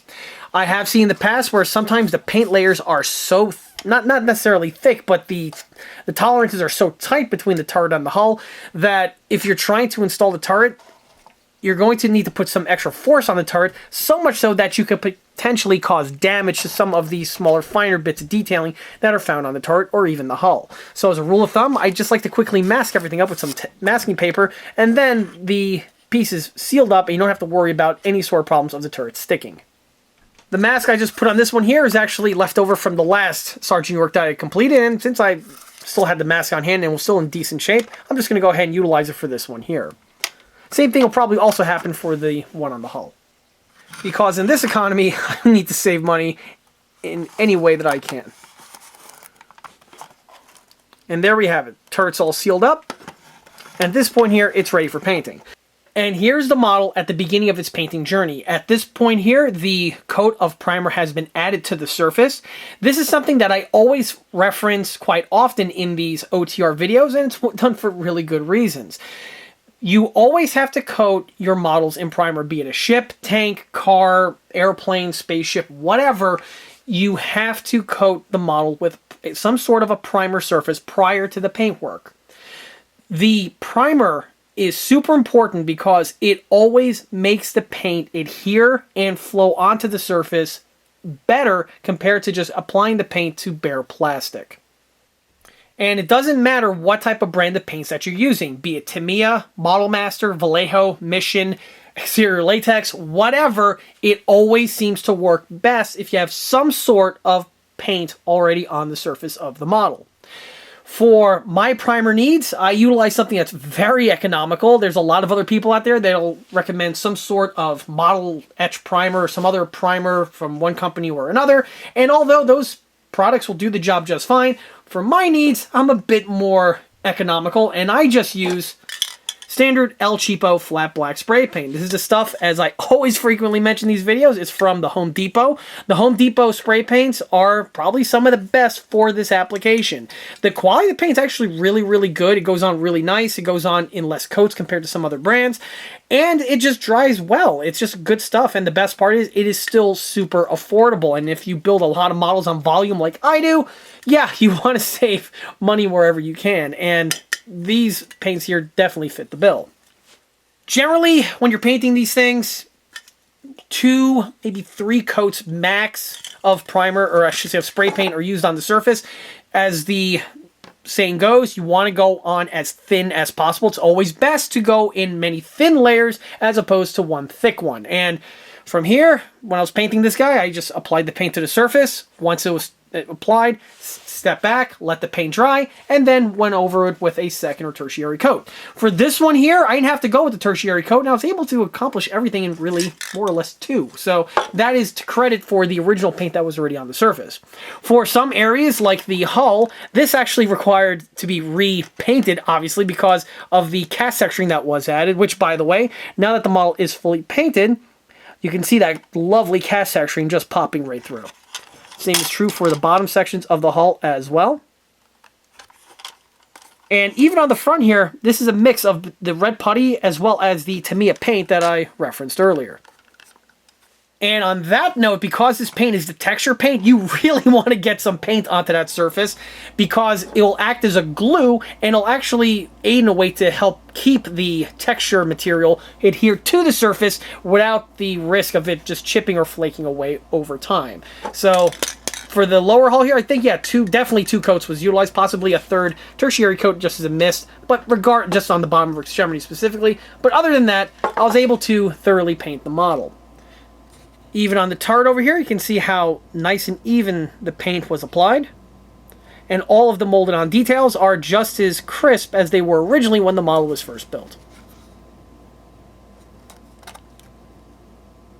If this model was painted originally with paints that are really thick and chunky, this is something that would definitely have to have been addressed at the beginning portion of the build, and that paint would have to have been removed in one way or another. Fortunately for this one here, that just wasn't the case. So from here, we could just skip directly to the model getting its base coat. So while I have the model here on the painting table, one thing that I do want to mention, I forgot to mention before, but it's super important, is that you'll notice that on the model here we have sections of wire that are protruding in various locations. This is done so that I can paint the model and then suspend it, allowing for it to dry thoroughly. In addition to that, it also allows me to paint the model in basically any direction without the need of holding it where, you know, paints can be covered up with a thumbprint or something along those lines. The same thing is true for the hull. And now when it comes to these models here, one advantage about these older ones, specifically these older former motorized ones, is that on the front section over here where the axle will go, this is the perfect location to put the wire in and loop it around, which will prevent it from ever falling off. When you're suspending a model, you want to suspend it from the most structurally sound and impervious spot on the model. If you'll attach to some fragile piece of detailing or something, what will happen without fail is that you'll paint it, then you'll hang it up, and next thing you know, the glues will give out and the model plummets to the ground, causing all sorts of problems. So when you're suspending it like this, you want to go ahead and find the strongest point, and obviously something like this will never break. On the turret over here, it's a little bit more tricky, so I went ahead and tied it around the radar section, which is going to be repainted anyway. So from here, this adds a nice little strong, durable location to suspend the build, or at least from as much as I can tell. The worst place to do it is like on these ironically enough, the actual tie-down points for the real vehicle, because these are just glued on, can snap right off. Not so much the ones in the front, but definitely don't want to do it to the ones in the rear. For the wheels, at the moment, they too have been primed along with the rest of the model, and both sides have been primed. Obviously, you want to do the base coat once the primer is thoroughly added. And on this wheel over here, you'll see that this one is in halves because this one here is a resin replacement. As I touched upon before, one of the row wheels just was not properly assembled, did not survive the rebuild, so I went ahead and molded a brand new one, and you can see that right here. The resin casting is a complete doppelganger of the original one, and it'll definitely do the job just fine once everything is painted, weathered, and mounted. For the sprockets, a similar story is also there. You'll notice they are suspended. For the sprockets on these type of vehicles, i.e. the Patton and M60, I go ahead and wrap the wire around the center portion over here, as this gets weathered with some silver paint anyway, so if the base coat doesn't get into these areas, it's no biggie. They were not primed, however, with the wire on. This is just purely done for the base coat, because trying to paint a sprocket tends to be a bit messy, and if you can have this option here, it really does streamline things quite a bit. Also, at this point here, you can see what it looks like with those mud slits added in its painted form. And this is definitely going to come out in much greater effect after the paint and weathering is applied. Okay, so for the base coat, we're going to apply this via the airbrush. And the paint I'm going to utilize for the base is just Tamiya Olive Green. Went ahead, thoroughly mixed it up. I'm kind of running low here. I've done a lot of these Merc pattern of vehicles in the last few weeks, so paint has definitely been used quite a bit, and you're probably going to be seeing them trickle on the channel as time goes on. But regardless, I'm going to fill up the bottle. For my airbrush, I use a Poshy double action airbrush. I prefer double action airbrushes. This is another question I get, is double action or single action? Double action is by far the most superior. It gives you so much more control over the paint flow and the airflow together, and you get much finer results with it. Single actions, I don't know. Honestly, I don't know why anyone would actually use them. I've used them in the past. They don't really... It's like you're kneecapping yourself with a single action. But anyway, so from here, I'm going to go ahead, put on my mask up, and go ahead and apply the paint. For my air compressor, like I always mention, this is a industrial unit. It's a stand-up unit. It's like a 30-gallon type air compressor. I'll throw a picture up on the side so you know what I'm talking about. And I prefer a hardware industrial type air compressor over just the standard hobby grade ones, as I frequently mention in these videos. Those little puffer, like glorified air bubbler for the aquarium air compressors, they just don't give you enough PSI. Some people comment, oh, I use this compressor and it doesn't... Cool. That's fine. I prefer the other one. It's so much more adaptable. It's so much more controllable. And you can use it for other things besides airbrushing, like filling up tires and things along those lines. So, enough of that. I'm going to go ahead, mask up, and get this thing painted.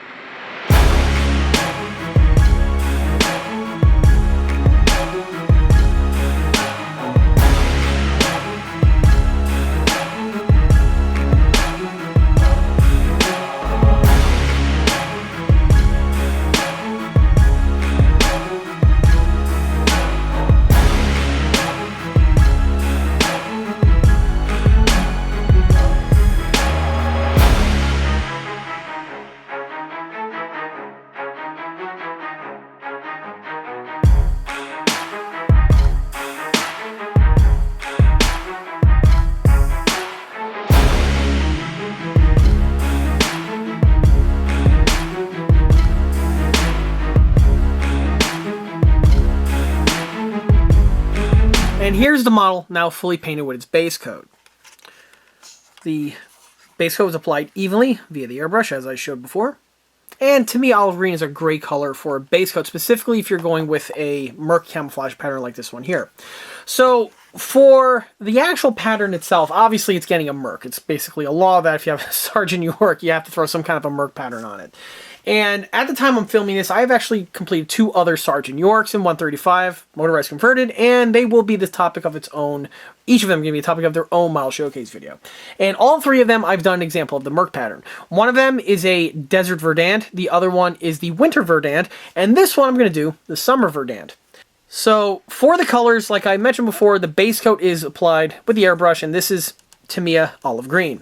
For the camouflage itself, I'm going to be utilizing a color here from Mission Models. This is an acrylic paint, and lately I've been really liking these paints. They filled the niche that was left in the hobby when Model Master decided to fold up shop.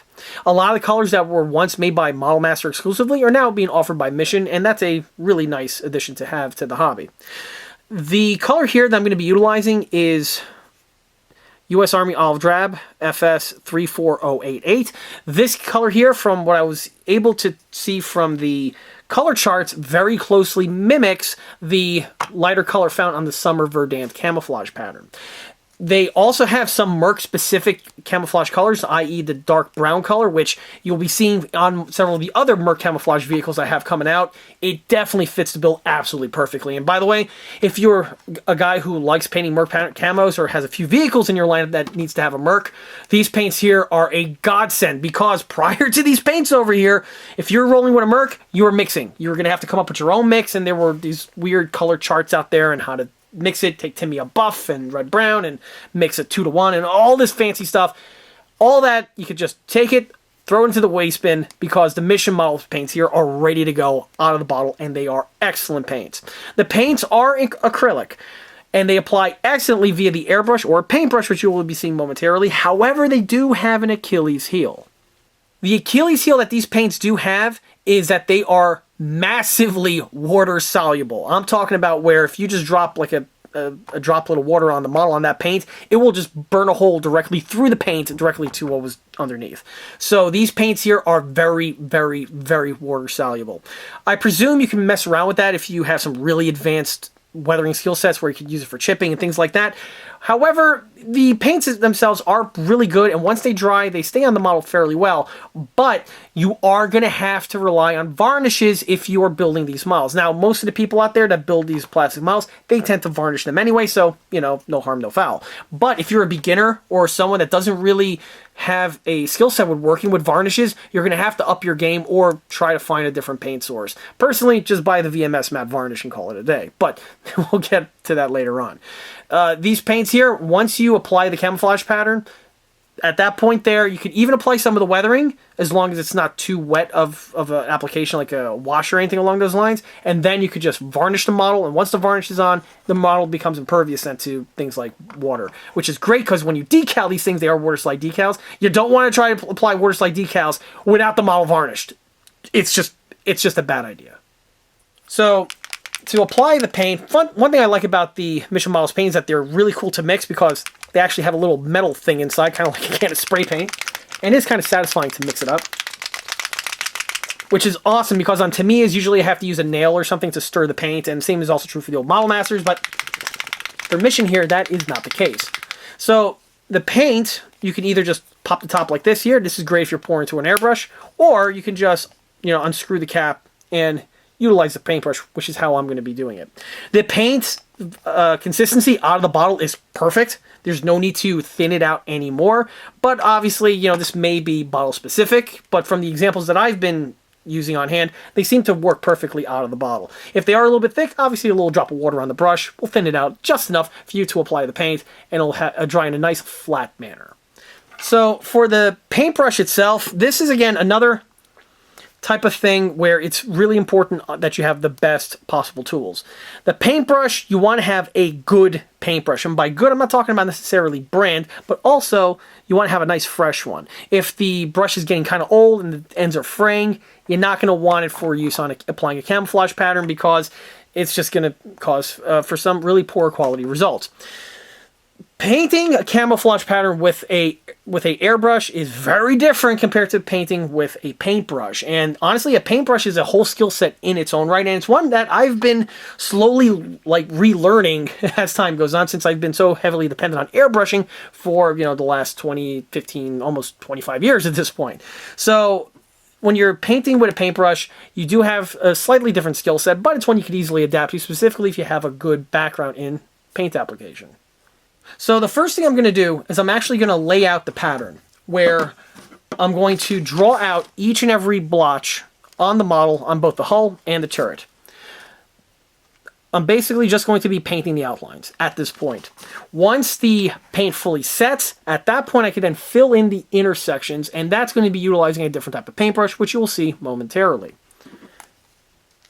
The other thing that I'm going to do, or I should say that I'm not going to do, is start with a pencil. This is a technique that I've seen a lot of people do out there, and honestly, in my opinion, it's always a beginner-ish type tactic where, you know, you're not sure what your skill sets, and so you draw everything out with a pencil, and then you go ahead and fill it in with a paintbrush. This is a technique that I've used only once or twice, and there was some real special reasons why, but regardless, I tend to just, you know, wing it with even with the paintbrush method. I do the same thing with airbrush, but paintbrush method as well. Like I touched upon before, these paint jobs here, you have artistic licensing with, so if it doesn't come out exactly as per the blotch pattern here, you're still good as gold.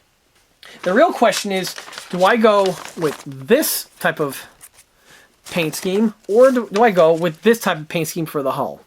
This is something I'm going to have to do some soul searching on, and I'll do that by looking at some pictures of the real Sergeant York on the internet, just to see exactly what the consistency is. So after a few moments with the paintbrush, here you can see the pattern taking shape. So right now, I start with the outlines. And then once the outlines are done, I then progress with the filling in the intersections. One tip that I recommend is that I add some tick marks with the paint, and this is a good way to distinguish where the paint is actually going to go, because if you're just painting, it can get confusing on where's a blotch that's going to be the new color and where's the base coat going to be. And if you're painting a blotch next, you know, you have halfway and half, that's going to cause some problems. So by indexing the little tick marks like you see here, it's a good way to distinguish and prevent that from happening. I did want to get, by the way, the pattern getting applied, but unfortunately with the way I have to hold the tank, the only thing you were going to see were knuckles. So unfortunately I'm not going to be able to show that too much. But for the base coat, or I should say for the pattern now, I'm going to be applying it again with the paintbrush, and this time I'm going to be utilizing a longer bristle soft paintbrush like you see here. This is going to be great to just basically mop in the areas, and it's going to leave for a nice, smooth, even applied surface. One thing I forgot to mention before with the paintbrush is when you're buying paintbrushes, I like to buy them from art supply stores, like, you know, basically any craft store sells a nice set of these. But the ones I avoid are the ones that come in a value pack. Avoid those at all costs. I personally like to think paintbrushes are like buying shoes, where you want to, you know, test each one prior to actually, you know, buying it. And when they're sealed in the pack like that, you really can't tell how soft and how pliable the hairs are, as opposed to some other brands, because some brands the hairs may be stiffer than others.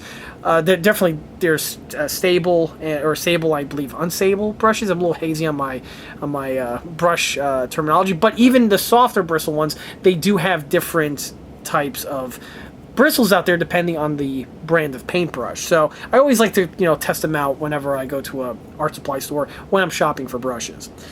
As for the consistency itself, like I said before, the paint is very thin with its mix in the bottle, and I basically apply it from straight the bottle onto the model, and it tends to hold up very well. So one thing I do want to mention when I'm applying the coat, hopefully I could get this on camera, is basically I make sure the paint is nice and stirred up. There we go. I like to, you know, just dab it on my skin a little bit to see if the consistency is okay, and it looks like it is.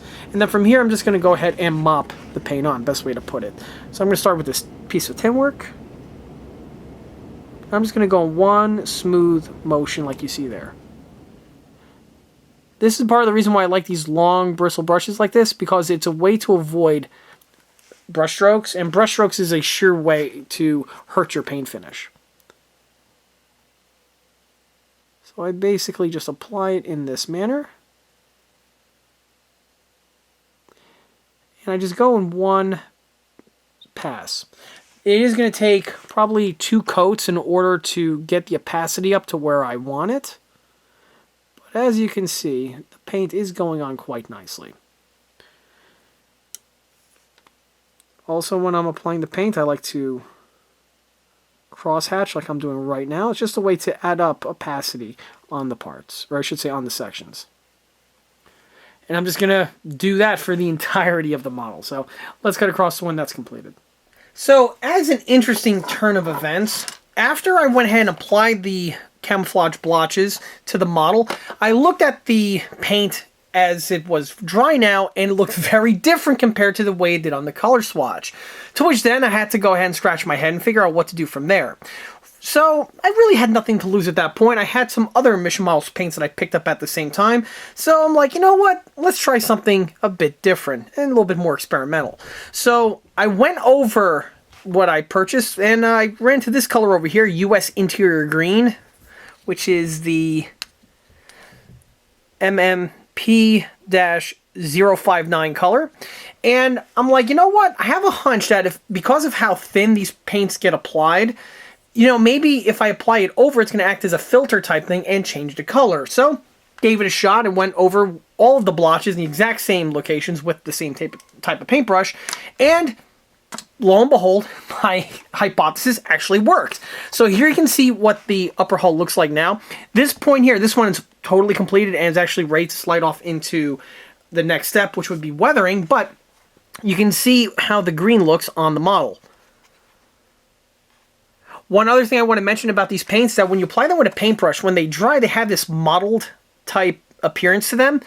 And at first you might look at it and be like, oh, uh-oh. But however, I got to say that this actually is a benefit, because once the thing gets varnished and you go over with the weathering and everything, it just makes the model look 10 times better, or from what I've seen from the other examples that I've already built. So I have no doubt in my mind that once everything gets the final weathering steps, it's actually going to look really, really killer. And honestly, right now, it even does look pretty good. It already has some nice little sun fading and other types of effects going on naturally, which is, again, something that I personally look for whenever I'm working on one of my builds. Right now, like I said before, the hull is done. Here we have the turret. The turret has the green applied, and at this point here, it's ready for the next step, which is to add the little black and light color swashes that we have running about. Now for the hull, this is something that's relatively easily done because, again, of the templates. For the turret, there aren't any Sergeant York templates specific out there, so I'm going to be just relying primarily on the instruction sheet from the Tamiya one, and as I stated before, you do have quite a bit of artistic licensing, so that honestly makes it just a little bit more fun. So from here, it's going to be getting the other swashes. For the application, again, this is best done, in my opinion, with the paintbrush. And you can see how crisp everything looks once applied. For the black, I just utilized Tamiya flat black for the dark little branches. And for the lighter color one, I utilized my cream paint that I have right here. This here is flat white exterior latex that has some of my Dunkelgelb added to it, giving it this cream color, and this is something that I use for weathering and a bunch of other type of situations, and it works great. I always end up topping it off because I use it quite often. And this color is the perfect color for the branches here on one of these Merc Camo tanks. As for the application, like I said before, it's done purely with the paintbrush, and it may take a couple coats in order to get the opacity where I want it. This paint here is very heavily diluted with water, so, you know, it's going to take more than one go-ahead to get it nice and thick, like we see right over here. Over here, looks like it's thinned out just slightly in this section over here. I can either hit it with another swipe, or I can work it in with the weathering, but you know what, since I have you guys all on camera at this time, I might as well just go ahead and apply it. Hopefully my knuckles just don't take up the entirety of the screen. And there we go. Just a couple little swipes like that. And the opacity has now been built up. Just like so. This point here, this one is ready to slide off into weathering, which will include the airbrushing with some filters, some counter shading, and then the dry brushing, as well as the panel line accents, which is something that always looks good on these builds. But before I do that, I'm going to go ahead and get the turret to match. So here's the model with the camouflage pattern and the weathering fully completed. At this point here, it's ready for its first coat of the varnish. Before I go ahead and put the varnish on, I might as well point out and show what the model looks like at this point with the camo and the weathering fully completed.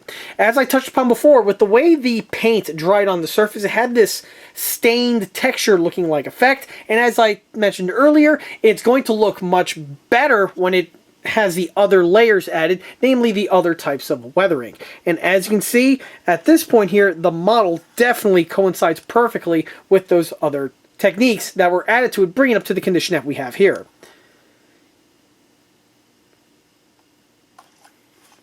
So you can see the hull, even the lower extremities, and we have the turret. Here you get to see what the camouflage looks like added to the turret, with the other vines and the light-colored schwas that get added.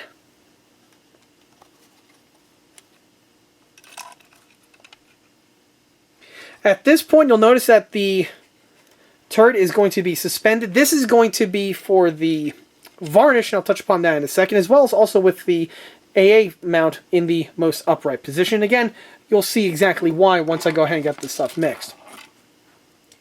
So, as I touched upon before, at this point the model is going to receive its first coat of varnish. Now, this is something that's a little bit different compared to some of my other builds. Generally, the varnish is the very last technique that I incorporate on my models after the model has its decals, and also in most cases the tools that are applied to the proper sections. However, for this one, I'm going to be doing a double varnish coat, and the reason why is, again, with the Mission Models paint. The Mission Models paint, as I touched upon before, is very, very, very, very water soluble, or at least from my experience. Why this is relevant is because the next step is going to be the addition of the decals. Decals are water slide decals, which means the surface needs to be wet, and obviously if you put water on the section, if the paint is really susceptible to water, you don't need me to finish that sentence. So to protect the paint, it's going to receive a coat of varnish, then after the varnish is added, the decals can be added, and then a subsequent final top coat of the varnish just to seal everything in place. In addition to the turret and the hull gain varnish, I also am going to apply the coat to the wheels because, well, why not at this point?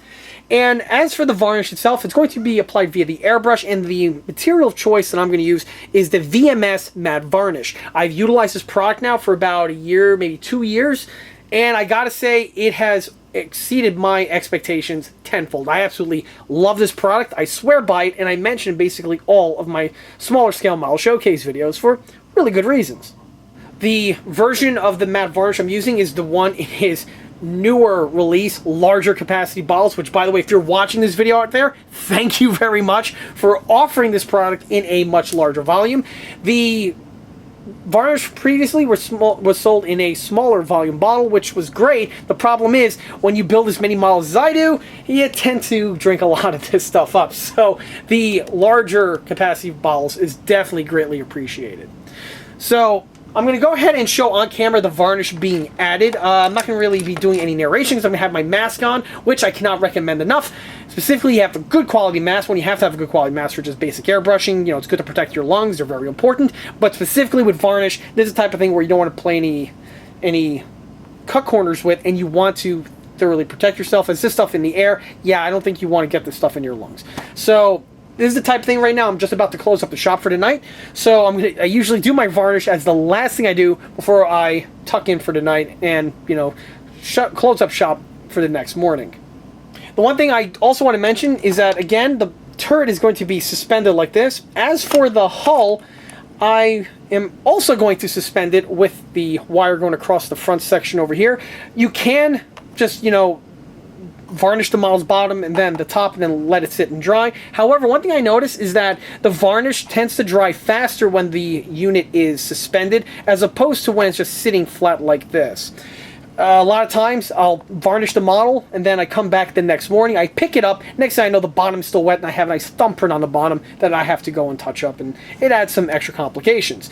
So that is something I want to mention. In the interim, I'm actually going to grab the piece of wire right now that I'm going to use to suspend this guy with. Okay, the suspension wire has been added. When it comes to the varnish, you don't want to go too heavy on it. You just want a nice, even, thin coat so that the varnish gets on the surface in a nice, even manner, but you don't want to have too much work and cause drips. Drips are never a good thing, be it paint or varnish. So, enough talking. I'm going to mask up and get this thing fully varnished and take you along with me. Before I do, though, the only prep work that needs to be done to the varnish is to thoroughly mix it. What I like to do is I like to mix the hell out of this stuff and count from 1 all the way to 60. After about 60 seconds of non-stop shaking, the varnish is going to be ready to go. From there, you just unscrew the cap, squirt it into the recess here of the airbrush, which, by the way, for the airbrush, I'm using a Poshy Talon. When it comes to my varnish work, I like to just have a dedicated airbrush exclusively devoted just for the application of the varnish. It simplifies cleanup quite a bit. This is something that's more of a luxury if you do not have the means to having a secondary airbrush. You know, just use the same airbrush and call it a day. But as for the application, the airbrush, in my opinion, is still the best way to go.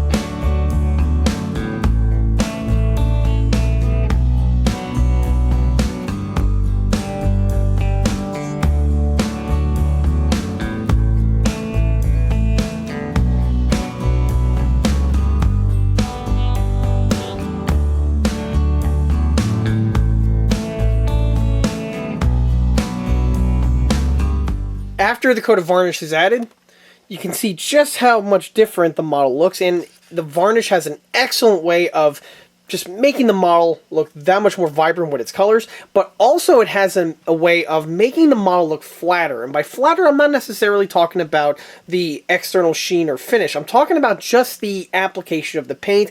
It makes it look as if it's just like printed on, as opposed to applied either with a paint or an airbrush. The next thing I want to mention is with the elevation system here. So as I mentioned before, when I did the varnish coat, I did with the barrels in the upward direction. This was because with the Sergeant York specifically, we have a really large trunnion area, and if you try to go ahead and do the varnish in one coat, it's going to be a bit problematic. So what I like to do on the Sergeant Yorks is I first elevate the barrels, I varnish it, with its coat. After the varnish sets, when I go with a second coat, I could go deliberately just in this small little area over here, which will then ensure that the entire thing is thoroughly coated. The reason why you don't want to do it all in one inning is now you're touching the model, and you really don't want to do that when you're dealing with wet varnish. Also, you run the risk of adding too much varnish to a certain location, which is also problematic because it could cause drips. While on the topic of the second coat of varnish, this is because on this particular model, it has now also been decaled. Here you get to see the markings that have been installed. The decals themselves are a mixture of the last remaining decals that were left on hand from the Tamiya Sergeant York that I also built, and I have the 52 marking over here, which was spare from the Academy Sergeant York that I also recently completed. For some reason, the Academy kit gives you an extra number, which is fantastic to keep on hand, specifically if you're working on a patent family of vehicle, and you know, you're doing like a rebuild like I am over here. Regardless, the Tamiya decals went on absolutely flawlessly. There weren't any problems. The only thing to mention was that the decal sheet was on the older side, and because of that, the decals needed to stay submerged in the warm water solution for a longer period of time compared to something that is freshly printed. Regardless, I was still able to get everything applied without any sort of complications. So with those adhered to the model, at this time, I'm actually going to go ahead and give this guy a second varnish coat. The second coat is going to be more precisely added and surgical compared to the original varnish coat, which covered the entire model. For this one, I'm just going to focus on the areas that have been decaled, as well as that other area right over here on the trunnion. Because the varnish is the exact same one, it should just all blend together absolutely smooth without any sort of other complications. The next thing I want to reference, by the way, are the tracks. The tracks are not going to get varnished. I do not like varnishing single-piece tracks. I just don't see it being necessary, and it could potentially cause the tracks to become stiff, which is something you definitely don't want, specifically on a model that's motorized. So as for the tracks, these are, again, are the kit originals. And believe it or not, for this build here, I'm doing something a little bit different. Rather than thoroughly repainting and weathering the tracks, as I've touched upon in other OTR videos, for this one, the tracks were actually really nicely painted, so much so that I'm just polishing them up. What I'm doing is, I'm just taking some rust paint that I have right here, it's my own mix, and I apply it to a paintbrush to the areas that would be metal. The tracks were already thoroughly painted with the flat black and also another coat of rust when I first built the build and also when I rebuilt the model. So there's already sufficient layers of paint on here. So, and since the denatured alcohol did not remove them, you know, there's no point to add extra layers of paint. So I just simply took the rust here and I just applied it to the appropriate locations. In addition to applying the rust with Tamiya rubber black that I have right here, I painted the areas which would be rubber on the real patent family track. And on this pattern here, you would have the rubber pads found here in the centers where the row wheels would glide over, and on the octagonal pads that we have right here. This track is still going through its metamorphosis. This one here, it's actually fully completed. So you can see the rust looks more richer compared to the way it would have been when I first built the model. We also have the two rubber pads, and we have the octagonal pads on the outside, thoroughly painted, and this one here is actually ready for install. This is all applied via the paintbrush, and if you have a nice broad flat paintbrush, you get, specifically with these octagonal links, you can simply just glide it across the surface and it'll apply the paint evenly to where it needs to go. And after all of that work, brings us to this point here where we have the model fully restored. Let's go ahead and take a quick walk around of the model in its current state.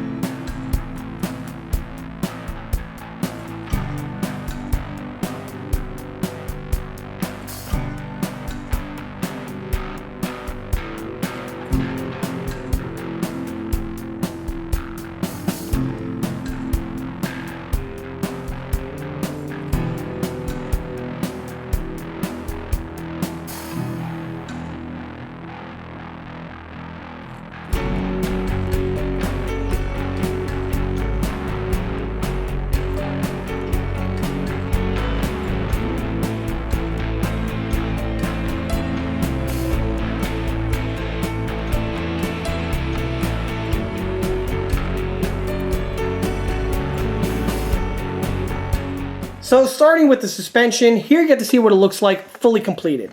As I mentioned before in this video, several of these components here are actually cast resin copies, and now that the model is fully completed, you can see that everything looks as it should and nothing is out of place, which is exactly what you're looking for when you're replacing components with new counterparts. The Cast resin parts were utilized for several of the swing arms, and this was something that had a little bit of concern originally when I undertook the project. However, I gotta say that I've ran the model periodically since the time it was completed, and believe it or not, it's actually been about a year since I finished this project off. So during that time, I've ran the model here or there with some very light running. This is the type of thing you're not going to run outdoors, but for the type of running that I do with my 135s, the resin running gear is holding up pretty well. So this stuff is actually pretty more resilient than even I would have given it credit for. Regardless, once everything is said and done, it looks like a dead ringer for the original part, and if I never said anything, no one would have ever guessed that this unit has replacement cast resin bits. Panning backward to the sprockets in its complete seat, you really get to appreciate those mud-slit details that I referenced earlier in this video.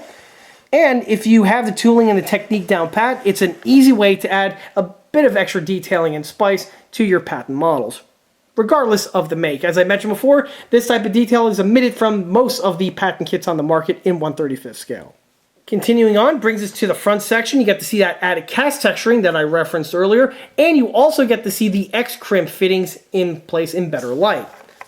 Once everything is painted and weathered, they really enhance the model, and it's a great way to enhance this stock Tamiya kit, be it the original Tamiya M48A3 or the Sergeant York like we have here. While on this section over here, you got to see the red painted fire extinguisher handles. This is always something that I reference in these patent videos. It's a great way to add a little bit of extra detailing that requires no extra work outside of just hitting the things with a little swipe of red paint. On the topic of paintwork, you can also see the headlights. These are painted in the usual format where we have the standard white light with the adjacent blackout light painted next to it. These are again nicely rendered onto the kit parts, and you just have to paint it with a paintbrush in order to get the end result you see here. Spinning around to the back, you can see the other X-crimp tin work sections that I referenced before, and just like with the ones on the front, when they're fully painted and weathered, specifically with the Tamiya panel line accent, it really enhances the model compared to the way it looked originally. Also on this section over here, you got to see the taillights. Of course, I painted them in my usual format, where the cat's eye section is painted in red on one side, and on the reverse side there, it is a blackout light, so a little swipe of gloss black was utilized. On the lower portion, that would be the silver light, and again, these details are generally molded into all these 1/35 scale models, and you'll be surprised how many people tend to overlook and forget them. But it's one of those things where if you just spend an extra minute or two with a little swipe of paint and a good paintbrush, it'll yield for some excellent results. Of course, on the opposite side, we have the telephone box detailing that I referenced before. The Academy one was an excellent drop-in replacement, and then the scratch-built metal shelf was definitely worth it to get the final end result that you see here. Moving up to the engine deck, and one thing that these M48 and M60 vehicles have in common is that the rear area is a huge focal point and is something that gives so much detailing to this tank family. In order to really enhance it and bring it up to its full potential, this is where your weathering techniques will definitely come in handy. What you see here is a lot of use of the Tamiya panel line accent, which on a vehicle like this is absolutely perfect because it goes into all of these little grills and recesses over here, and it just highlights and enhances everything to the way you see it. On top of that, a little dry brushing here or there, some paint chipping as well, and you will have some results that will look absolutely excellent. Moving topside to the turret, basically everything that I referenced before can be seen now in its final form, i.e. all those metal handles that were bent to shape and then fitted to the appropriate locations. On the optic over here, you get to see the little periscope doors that need to have been refabricated. And also you get to see the MG mount with a rubber plug fitted in place. This is one of the dings found on the Tamiya Sergeant York kit. On the real vehicle, this would actually be a pintle mount, but I guess when Tamiya was designing this vehicle, they didn't really know, so they rendered with a cap in place. Cap was just painted with Tamiya rubber black, and then it just seals off the look that we have here. Of course, if you have one of these kits and you have a spare M60 or even an M240 laying around, it couldn't hurt to actually add it to one of these vehicles.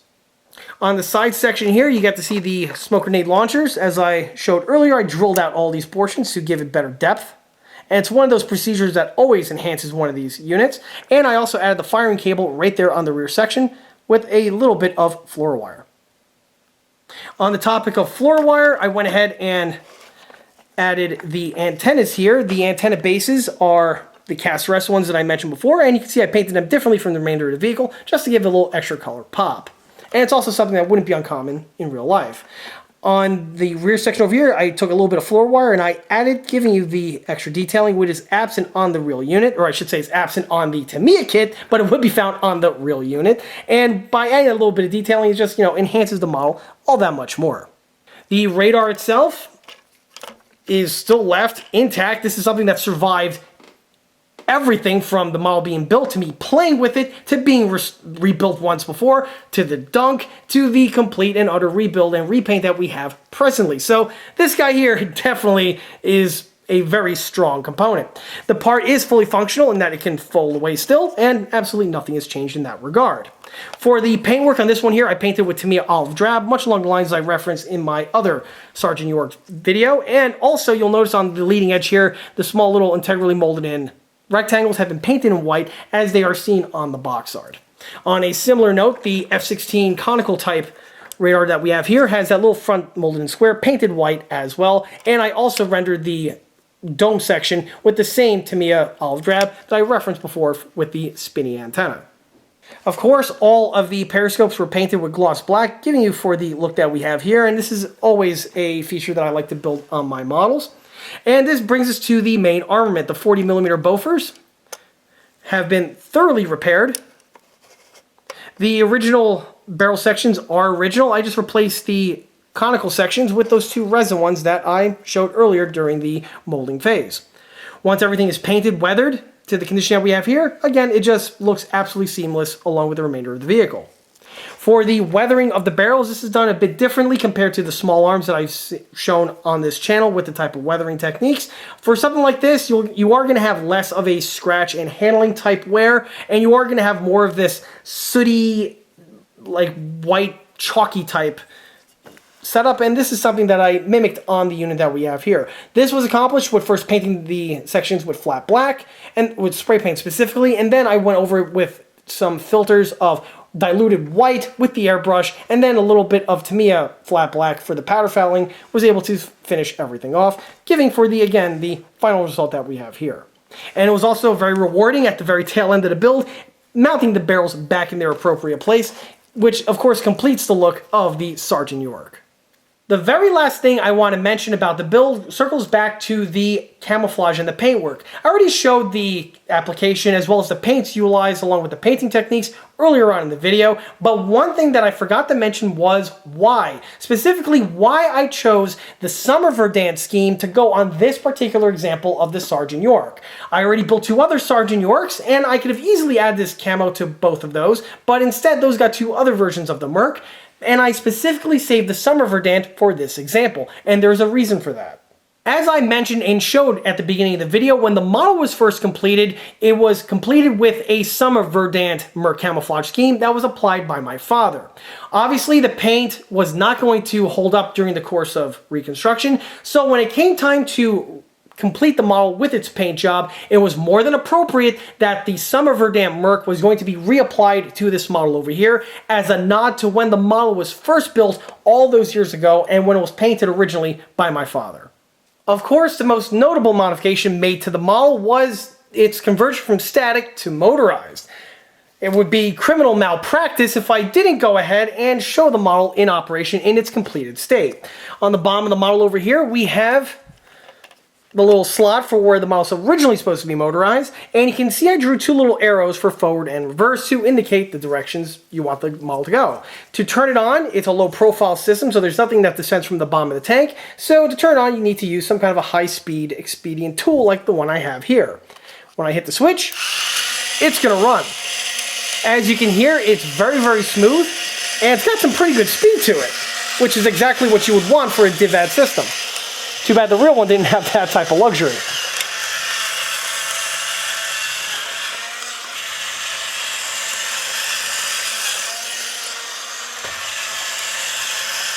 And the thing runs absolutely reliably, and it runs like a champ. Like I stated before, these Tamiya patents are probably the best models out there to motorize convert in combination with the Tamiya dual motor gearbox. In reverse, it runs literally just as good as it does in forward. As I mentioned several times in this video, this is not the only Sergeant York that I have in my collection. If anyone's a fan of the channel, you'll know that I've built not one, but two other examples of Sergeant Yorks in 1/35 scale. The other two models over here are the subject matter of their own model showcase videos, but in case anyone wants the long and short of it, this one here is another Tamiya Sergeant York model. This one here was built from a fresh kit and was actually the donor that allowed me to make the necessary molds to repair and restore the one here in the OTR video. The one here on the opposite side is another Sergeant York kit, but this one here is the variant from Academy, which, if anyone watches that video, you'll know is nothing more than a carbon copy of the Tamiya kit. All three models have been built. All three models, by the way, were converted from static to motorized, so I not only have one running example of this vehicle, but I have three because why not? Another thing to mention is that you'll see that the three vehicles, even though they are the exact same vehicle, are painted completely different from one another, and this again is the charm of the Merc camouflage scheme. With one vehicle type, you can build in about 3 or 4, possibly more configurations, and no two of them will look alike. As you can see, we have here a version with the desert variant, the summer verdant, as well as also the winter verdant. All three of them are painted with basically the same techniques that I showed in this video, and all of them, in my opinion, turned out absolutely excellent. As for which one's my favorite, honestly, I can't really say. All of them look fantastic, and you know what? Go ahead and put in the comment section below on which one you prefer. And when you have all three vehicles lined up in a row like this, it really does look pretty cool. One last thing I want to mention about these two models specifically involves the radar system. You see, I actually have a mistake in the model showcase video for this version of the Sergeant York kit. And it involves, again, the rotating radar system. If you watch that video, you will see an error with the radar. The stem was actually mounted on in reverse, and it wasn't just a mistake I made on this one, but also I made the same exact mistake 30 years earlier with this example. With the way the kit is designed, the unit can be installed on in reverse. There's not a key matching system with the way the pegs line up, so this is something you do have to pay attention to, and if you're going through the motions, you could accidentally do what I did and mount the unit on in reverse. Happens to the best of us, but this was something that was ID'd, and once I found out about it, I took care of it immediately. It took a little, it didn't take that much work. I had to just go in here with a screwdriver, carefully pry these sections open. Fortunately, there's enough flex where I was able to do the job, remove the unit, flip it around, and then re-put it back into its location without causing any collateral damage. But regardless, here's what the two units look like now, mounted on appropriately. Oddly enough, on the Academy example, I installed it right the first time around. But, you know, live and learn, and that's definitely something I want to make sure anyone out there who's watching the video up to this point is keeping aware of with their Tamiya Sergeant York build, and possibly even with the TACOM. At the end of the day, this build here did not just meet my expectations, it just blew it out of the water. I would have never have anticipated that the build was going to come out this good when I first took this project on. This is obviously not the first rebuild that I've done on this channel, and at the end of every single one of my OTR projects, it always feels absolutely great to take a model that was built poorly originally, or just one that has been really seen better days, and to polish it up and to restore it to a condition that is not just as good as, but sometimes even greater than the original kit condition if it was started as new. This one here is all of that, but more. Like I mentioned before, this is the oldest model that I've brought onto the table in order to give it the OTR treatment to this point, and it has a lot of sentimental value to it that I mentioned earlier in the video. And to take a model with all that sentimental value and to rebuild it to this condition here, as well as also to, you know, give the thing life by giving it a motorization upgrade, that just feels indescribably great. It really does feel like a huge accomplishment to do this project from start to finish. And hopefully you, the audience, can see and appreciate all of that effort and love throughout the video during the entire build from start to finish. If you made it to this point in the video, I want to offer you my sincerest thanks and appreciation. I know how hard it is to keep people's attention spans at bay, specifically in this day and age, with the short videos being the in thing at the moment, but if I was able to keep your attention at bay for a video with this duration, it must have been because I was doing something right. Hopefully you walked away from this video with a new appreciation for the builds in your collection, as well as possibly even an incentive to take a second look at some of the older builds that you may have that perhaps were not necessarily built all that great the first time around, or, you know, fell into a poor state of disrepair. And with some of the techniques that I've mentioned and shown in this video, perhaps you have something new in your toolbox that'll assist you with not just some new build construction, but also possibly taking a restoration on like the one that you saw here. As I often mention in these videos, these plastic models are much more resilient and durable than a lot of people tend to give them credit for. There is this notion out there that these plastic models are a one-shot deal and you have one attempt to build it properly, and if not, the thing basically is worthless and ends up into the trash. To which that's not helping absolutely anybody, and it couldn't be any further from the truth. As we saw with this one here, this is the third time this model was built, and as you can see, third time is most definitely a charm because there's no point that this thing needs to be rebuilt ever again. This model now, in my opinion, is absolutely perfect and is going to be staying in this condition in perpetuity. Fear not, there is still hope, and with a little bit of elbow grease, you could easily take something that was once a zero and definitely turn it into a hero for your collection. This particular example over here is going to be placed prominently with the other models that I've brought to this table in the past, both new as well as also old tank repairs. Needless to say, I definitely have a high coming off of this project over here, to which I'm going to put my effort and focus into grabbing another model out of the old cabinet that is in dire need of the OTR treatment. But of course, that is going to be another video for another day. And with that, that wraps up this episode of Old Tank Repair. If you like this video, be sure to subscribe to this channel, where it's a great way to keep up to date on new posted content, being 1/35 scale old tank repair videos like the one you just watched, as well as the other content which would include small scale model showcase videos and large scale project update videos that frequently get posted. Another way to keep in loop of new posted content is by liking us on Facebook. There I have more photographs of this particular build, as well as the other smaller and larger scale builds that have been seen on this channel in the past. Furthermore, don't forget to swing by eastcoastarmory.com for more 1/6 and 1/16 scale builds and detail components. Thanks again. I'll be seeing you all again on the next one. Till then.